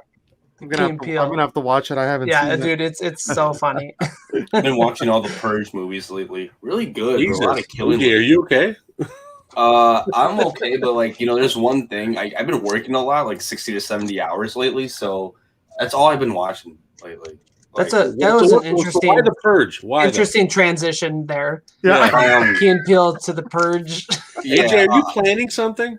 No, I'm not planning anything, I promise. When the new last one- thing I want to do is take an ask and just smear, just absolutely spear someone. That's the last thing. There's a new one coming out, or did it already come out? It's coming out on July 4th, I think. Okay. What is it, like Endless Purge movies or now? whatever. Endless Jesus Purge, yeah. Christ. We got a question in the chat, ladies and I'm gentlemen. sorry, guys. I had to, like... Would LeBron need more drama than OBJ, though? By far. No, I don't think it would be more. Are you sure? I don't know. Wait. Put different. that on the screen again. Put that on the screen. I think I read it wrong. Would he be more drama than OBJ? Yes. No, yes. He I would be thought way it, more drama. yes, he would. Yes. I think LeBron will be the most dramatic player in the NFL if that's happened. He would want to be. Yeah. Because He you guys would remember about himself. That's what he would do. do you guys remember Cortland Finnegan and Andre Johnson? Yeah, that fight. Yes. Just fight with the helmet off. That Yes. was great. Yeah. I'm like, damn, that's one of the best fights I've seen on the field for Dude, one. Andre Johnson was such a good player, man. He Yeah, was I love underrated in the history of the NFL. Underrated as F, though. Yeah. As F. Well, speaking of which, the balls on Cortland Finnegan to take on a guy like Andre Johnson. The dude was built like a Mack truck in the first place as a wide receiver. And Cortland Finnegan's like 5'11", 6 foot. And for him to just sit there and throw freaking bows with damn Andre Johnson. Well, because they're wearing Yeah, but pads and a Andre helmet and shit. Well, they took it off. Freaking Yeah, they but took it still, off. he's still got the shoulder pads on. Yeah, but still, I mean, I don't know. Just a lot of They're people grabbing it. feared- It's not like it's a boxing match. Yeah. Well, I know that, but a lot of people feared Andre Johnson because of that Yeah. physical factor, and Finnegan never backed down. That's something I've never taken away from him. Because Cortland Finnegan was always love ready that to dude. step up. Yeah, no matter if he got knocked out from or anyone. what. If he got punched in the face, he's gonna punch you right back. Like how Javon Wims punched Chauncey Gardner-Johnson, Cortland Finnegan would have punched you back. He would have decked you right there, dude. He would have like, shit, I'll pay $41,000 if I want to deck this, but I get $15 million a year right now, or like at that time it was $9 million a year. To him, it's nothing. It's chump change. Yeah. I'll deck you and I'll pay that fine, and I'll come back the next game. I'll deck you again, and I'll pay the fine again and get suspended 4 games. I don't care. I already made my career. I actually I'm got gonna, a I'm gonna watch personal this story because I don't remember it. Oh, it was Oh, yeah. so good, dude. That was man, that was bad. That was actually like, got a I saw got a that person- shit live, dude. I got a- That yeah. That was Johnson. got to be like what 10 years Oh ago. shit! I think it was a It was 2009 way more season. than that. It was way more than 10 years ago. That was Was like it the 2009 season after they converted from the 07, Houston Oilers? sometime around there? Was it after the Oilers conversion? Yeah, Damn. that was when they were It has to be texting. 2009 or 2010. Wyatt, you're watching it. What year is it? Doesn't it say? It has to be 09 or 10. No, it was like 05 to 07, somewhere around there. No. Yeah, fuck. because the Oilers. I graduated high school enough. It's got to be. 2010. 2010. There you go. Fucking 11 10? years. I said Really? 10 years. Jesus Christ. Jesus, I'm old. Anyways, 2005 is when they He said, converted. anyways, forget it. I was wrong. No, I mean you had the right idea, Dave. I think it's 2005 is when they converted the franchise. yeah. Yeah. That's it. That's definitely was it. I have a personal story on this because my ex co-host I used to do was Jimmy Smith, the receiver for the Jaguars. The corner. I was in for a year last year, and we no problem at all. Didn't have any problems with each other. It's just we split our different ways. But he actually had some stories about Cortland Finnegan. Apparently, when his ex wide receiver teammate in Keenan McCardell, the Jaguars wide receiver that went to the Bucks, apparently Finnegan went to go throw a dirty hit on McCardell. McCardell got up and started talking trash. Finnegan automatically took off his helmet and just started ready to fight. And McCardell went back to the huddle, apparently, was telling his teammates, was like, damn, man, these new kids are damn crazy. They need to calm down. Like, apparently he thought Cortland Finnegan was just taking over the edge. So he's like that apparently every single play in the NFL. He just wants to take someone's heads off. So, yeah, that fight between Andre Johnson and Cortland Finnegan, I mean, that's firsthand experience from McCardell straight into Jimmy Smith that he said every play he just wanted to take a head off. And what about the You Saints? also the remember- Saints. Yeah, go ahead. No, I was going to say, what about the Saints cornerback that's been getting in Bear wide receiver's head? I wonder. Oh, what, Chauncey he- Gardner Oh. Johnson. Yeah. Instigator. Yeah. I mean, he's good at what he does. He instigates. Yeah, and he instigates people. I mean, he gets into your head. That's all it is. He is. Yeah. Guys, I'm gonna. Javon Wims has got to know better than that. He can't. Juan's gonna tell us to shut up and go to bed. Watch. Javon Wims It is- waited it a is- whole 10 It minutes is to get back. 10:30. It's 10:30 at night. It's 10:25. Same. 9:20. Why are the Sorry. old, why are the old guys 9:24? staying up? It is 10:24. I am exhausted. We've been on the live. 9:25, Okay, Juan. whatever, Wyatt. Well, we know you live in New Mexico. That's great. Can we still finish this beer when we're on? Oh my god. Come on. I I got have a question. I got a question. I have been on this live stream for 2 hours and 55 minutes. Can I you gotta play get some you- mariachi music for us? I have a good question for Bears fans, and I got to hear about this because I have a Bears buddy I've been talking to about this, and All right. he gets pissed when they talk about it. Fine. One last question. Go. All right. That's it. Fine. Who do you guys want at center for the Bears this year? Is it Whitehair or your guys' backup? Because I'm for Whitehair. The guy has been a top 10 center, in my opinion, whenever he's played. So a lot of people want this freaking backup that did decent last year. He did okay. Yeah, Mustafer. Sam. That's Sam Mustafer. Yeah, I couldn't remember his name. And a lot of people have certainly been trying to get on that train to getting Mustafer started. I'm like, but I don't get it. Like Whitehair's pretty good. I think Juan Castillo doesn't want to go back to the old Jesus Christ. mix Crack again. 'em. Fucking went everywhere. I think Whitehair is better at guard. Yeah, He I think kind Juan of Castillo botched thinks a lot that, of yeah, snaps. He botched a lot of snaps, and so I don't know. It's hard from him going to college and then they're like threw him at center. I know he did a decent job, but I think Mustafer helped change that Bears offensive line around. Even though they played garbage teams, they changed. It changed. The offensive line changed a lot better when Whitehair wasn't at center. Okay. All right. What is your buddy like? What were you guys mentioning? We go James to Daniels 11. coming back. What was that? You got like James Daniels coming back.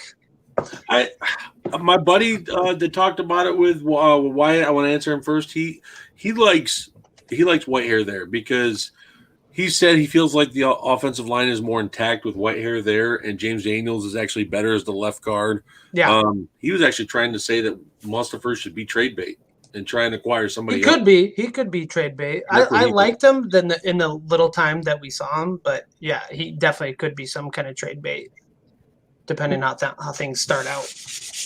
Now, what do you guys feel about both offensive tackles just getting axed, like on the line? What? Bye.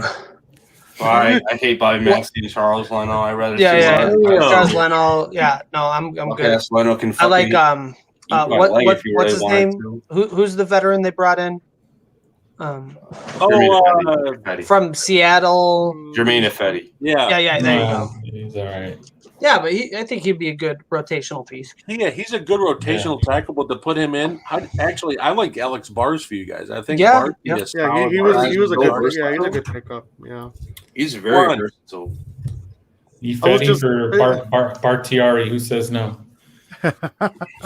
Listen, Wyatt, I'm listen, comfortable. I with would the love Bears David O-line. Barkatari on my offensive line. Yo, I don't know. Packers get That's all selected. fine He and is dandy, one of the but best. you're gonna have to watch in that green and yellow G coming across the field for the next 4 or 5 years. Okay.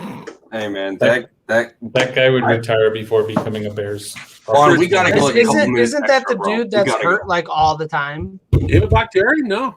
No, who am I thinking? That'll probably be Brian Balaga. He's a Charger. Yeah. Yeah. Oh, okay. Yeah. Yeah, right. Balaga. he, Brian He's like Balaga. twice in 3 years. Brian Balaga. Oh, Damn. yeah. He went to Chargers last year, and actually Lindsley, the All-Pro center, went to Oh, right. LA. So Herbert gets a couple offensive linemen this year, and they added someone else in the draft this year. So maybe Herbert gets some protection. I got Herbert Nick. gets some protection. He's dangerous. Herbert, I think, is going to light up the league. I think people are not giving him enough He credit. lit up the for league year. last year. I was like, damn. Well, no. Some people are saying, "Oh, it's just going to be a fluke." It was no one's really I paying don't know attention to about LA. that. He's good. It's Kid's still good. Pat Mahomes' division. You never Of know, course like it's where, Pat We Mahomes, know but it's- home division. We know that, but the Chargers can definitely make some noise. You never know where like guys are gonna all of a sudden like pop off. I mean, with like bad example, but you know, Tom Brady, whatever, you know, round pick. You never know who's gonna like turn into what they're gonna turn into. Actually, that wasn't a bad example at all. I mean, No, sixth sixth round, no one knew Tom Brady was going to be a 6-time Super Bowl champion. That was Right. a great example, exactly. Did you say 6 times? 7 times, sir. 7-time, yeah, my bad. And how many One of times them has he didn't been count there? because of the footballs. Listen, I'm going to end that right there. Inflated, deflated, overinflated. They would have whooped the Colts. that Yeah, way. they would have. Yeah, if it was, It doesn't if it was matter. flat, they would have just threw it. Touchdown. Like it's stupid the fact that they're like, oh yeah, he had deflated footballs. But the thing is, what I don't get is Rodgers came out specifically and said, I like overinflated footballs to where it fits my hand better. No one said a thing. Goodell Right. has a vendetta against Tom Brady. And other course he five, did. I think it was like 5 or 6 quarterbacks. Luck was another one that came out and said, yeah, I like overinflated footballs too. Goodell ignored every one of them. That was the season he went and suspended Brady after getting the suspension lifted, and then resuspending him. He just does not. That's why I think this whole Super Bowl run last year, and if they win again this year, I think it's just the deal he made with Goodell. That's this whole thing of like, yeah, all right, sorry, I screwed up suspending you. We're gonna have to let you win again. Like, I don't know. I feel like he owes Brady now. Like, So I'll bring up some more pop culture. Do you guys watch South Park? I do. I haven't watched The it since episode I- with it's like they're arguing like the football. It's like Tom Brady's like fuck your rules, and Roger goes, "Fuck you, I'll make up new rules." That's you literally ever- how if that's you haven't literally seen how that- it runs though. Yeah, That's lit- literally how it exactly. is. Like exactly how That's what it is made with me Tom think Brady. of. It really is though.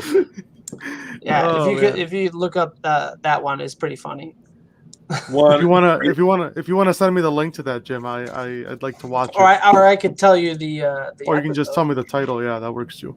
Yes, but no, we're gonna wrap it up here because we've been up for Can we go to 11? Like No. I love you. Why? because I have been up since 5:30 this Yeah, morning. but what do I'm you have to do exhausted. tomorrow's What do you have to do Saturday? tomorrow? You're gonna wake up tomorrow. No, Thanks for this beer.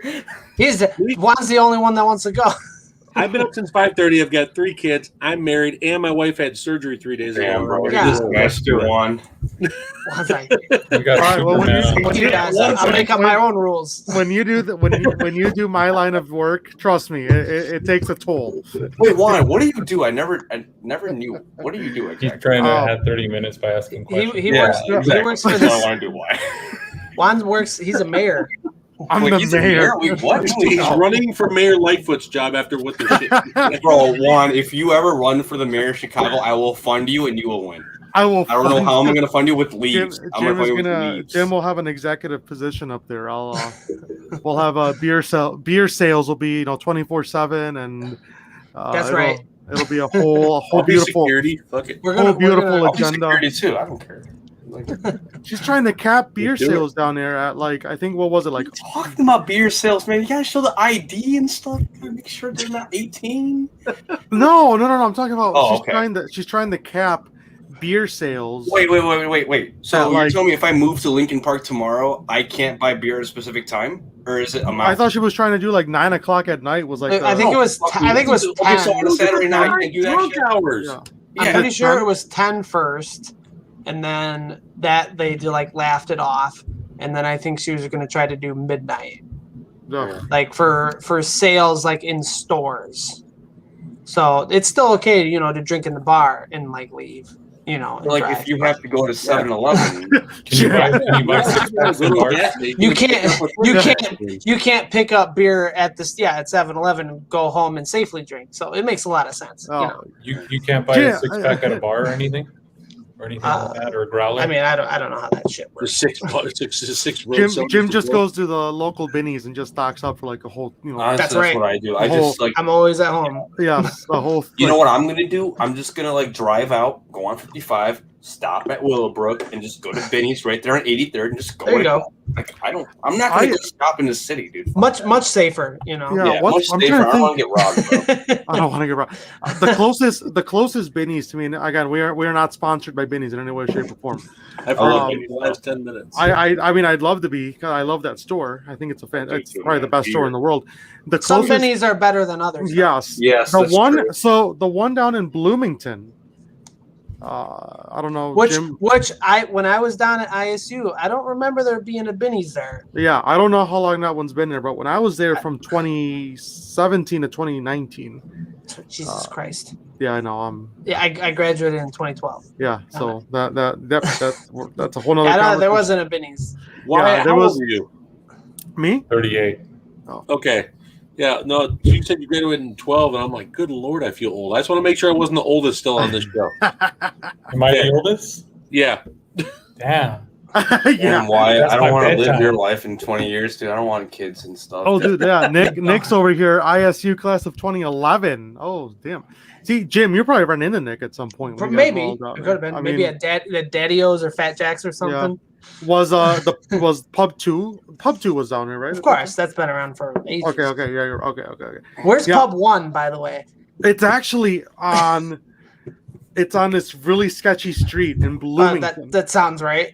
I went there once actually because I'm like, you know what? I know where Pub 2 is. I want to know where Pub 1 is. Yeah, I've thought about that. And Yes. Nobody's ever talked Yes. about it. There is a Pub 1. Nick gonna is saying that search Nick Pub is saying 1. that he got tossed out of Daddy-O's a couple times. Yeah, that's that. Wait, what do you mean tossed out? Like the security like grab you and just like Probably. damn. They're like that down there in ISU. They don't. Daddy-O's No, is they're crazy. like that at Indiana too. Like if they Yeah. see like you're messing around, they'll grab you and throw you out, dude. Like they Yeah, don't. they want that don't stuff. play those games. But no, Yeah. Benny's in Bloomington is awesome. Where is it at? It's on it's Like off of Veterans? yeah, it's right off of Veterans. Okay. Like the Dollar need to go Tree. down The there Dollar really Tree is right there. There's like a Yeah, Hy-Vee and that little like whole Plato's Closet. There's a and that. Hy-Vee there? Yeah, there's a Hy-Vee. I down don't there. remember a Hy-Vee there. Yeah, there's a Hy-Vee now, or yeah, it's I used a to go to Hy-Vee. the freaking Walmart, which actually, by the way, was a nice ass Walmart. Yeah, now it's horrible. I'm sure. I But mean, when I was I there, used to go to the college meat market and stuff, for my grilling back in my early grilling days. for my grilling. Is that how you got your experience now that I see? That's all just these some grills? of it. I mean, I grilled a lot before, but Yes, but no, the closest Benny's to me now is down in Gurnee, okay. down on Really? on 137 over there. That's the closest one to me now. Wait, is Well, wait, yeah, hold on. there's- You're in there's Milwaukee or none- Racine? I'm in Milwaukee. There's none in That's like an Wisconsin, hour. is there? No, there's none in Wisconsin. Wait, there's not a Big Red or anything over there? Nope. All the Benny's are in Illinois. Benny's. Yeah, Benny's are No, I in mean, Illinois. like there was a brand when I went to school in Indiana, like Big Red Liquors. I don't know if you. Yeah, but guys he's heard of talking about Benny's. that. Oh, okay. Yeah, I don't, Benny's. Yeah. I don't know. I don't know if Big Red was out there. Like I was just asking, like if there. Yeah, was no, it's not up here. No. Neither is Jewel. Like we don't have Jewel. The up here. Jewels. Damn, I don't want to move to Yeah. Wisconsin. We used to. Although you got so- Woodman's. You got Woodman's. Yes, we got Woodman's, and that's we all got that it too. matters. I Yeah, like Woodman- Woodman's. Yeah, Although- Okay, so that Woodman's is like a Benny's, like Big Red and all. No. Oh, no? Woodman's. What? How would you describe Woodman's? Juan? Woodman's is like this mega market. It's just food, Oh, so but there's they beer literally in the have. corner. But here's the thing with Woodman's. It's employee owned. It's like a Hy-Vee. Yeah, but Wow, the yeah. the But prices bigger. the prices are a lot lower. They're amazing. Yes, and their liquor store is beautiful. Yeah. There's one in Buffalo Grove when I lived in Buffalo Grove, but I moved, so I don't get to go there often. And they have an awesome liquor store, their liquor section, and like all of their beers are at least like $2 to $3 cheaper than like any Yeah. Benny's. Right.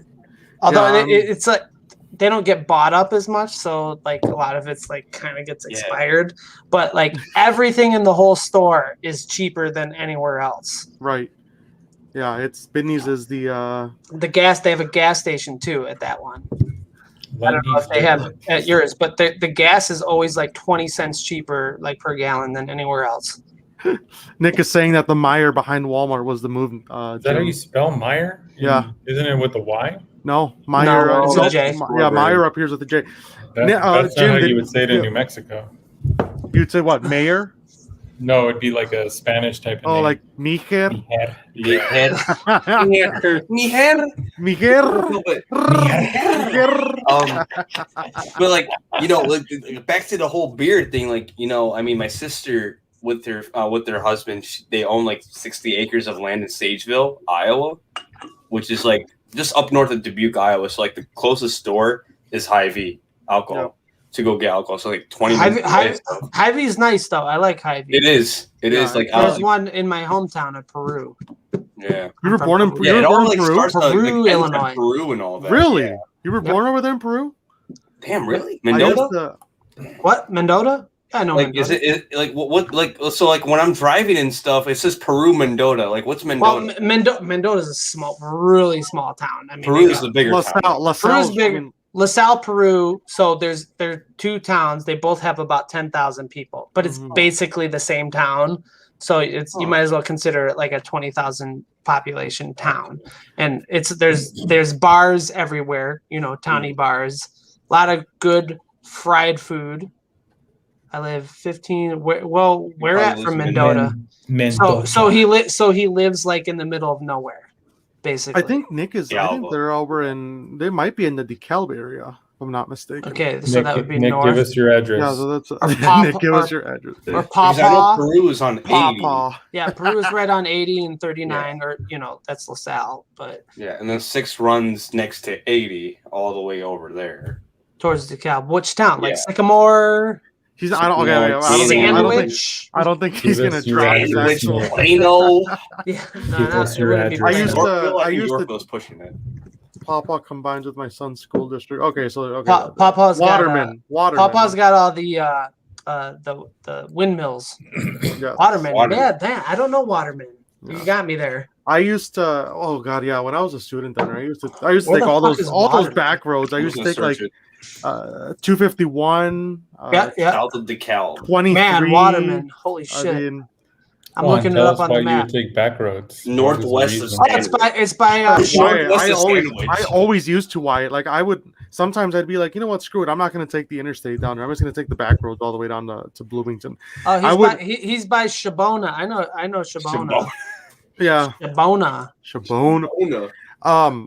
I would hop. It would be Illinois Route 251, and it starts up here in Beloit.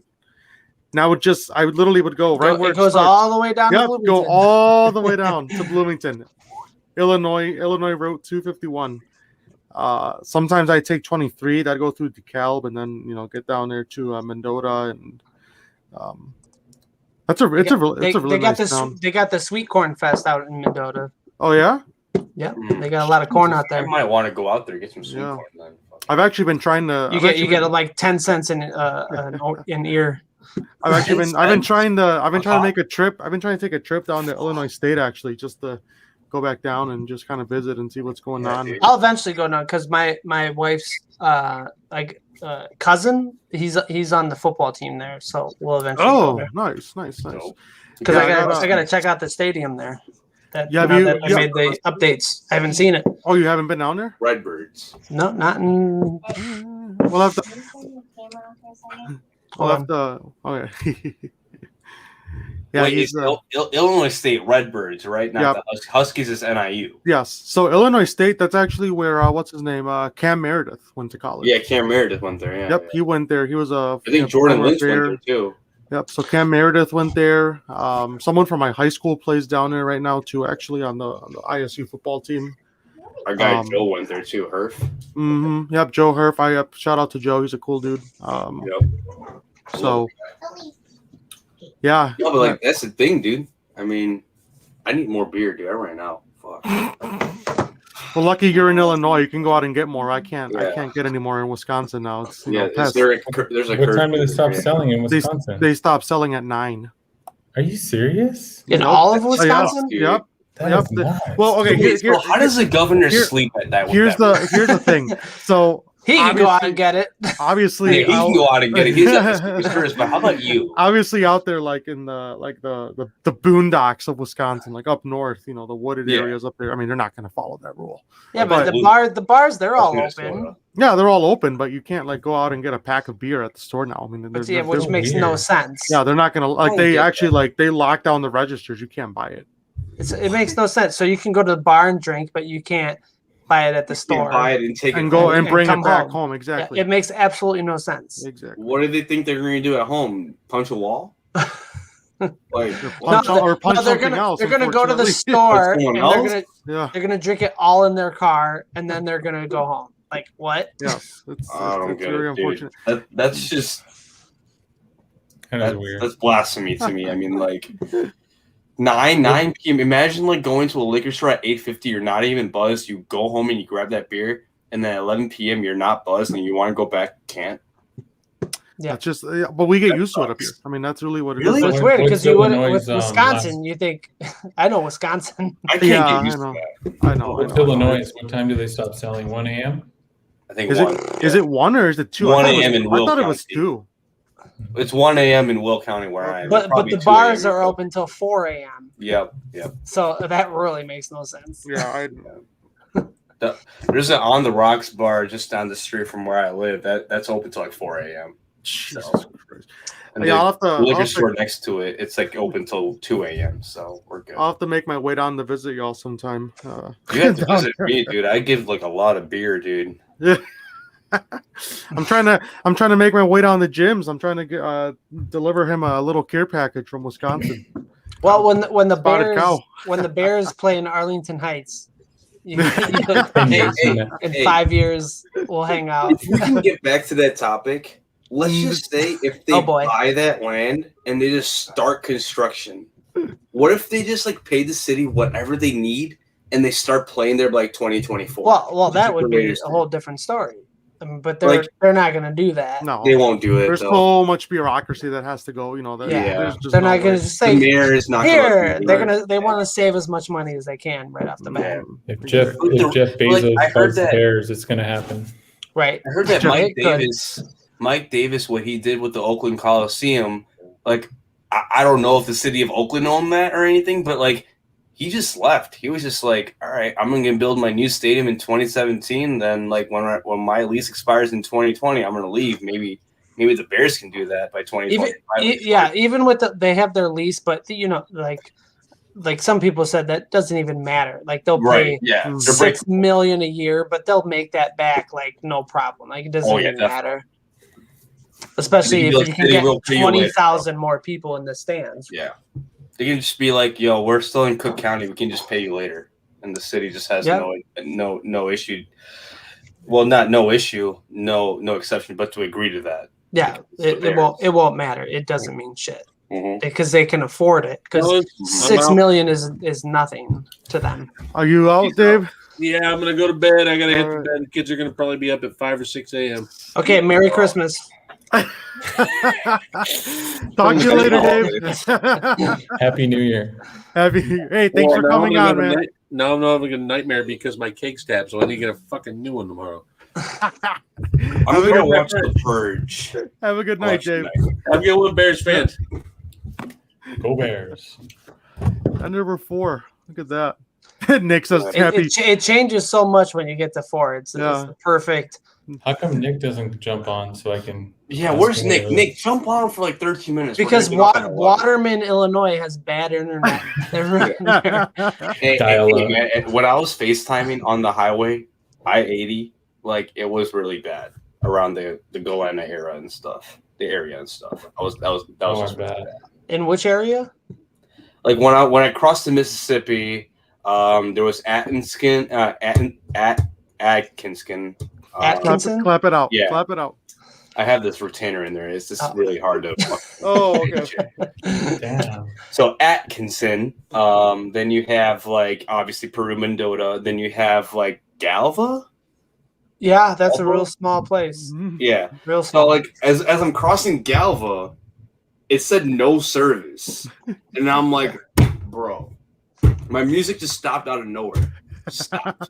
And I'm just like, Yeah, Galva. My music. Galva's down. That's just when you get inside of Illinois.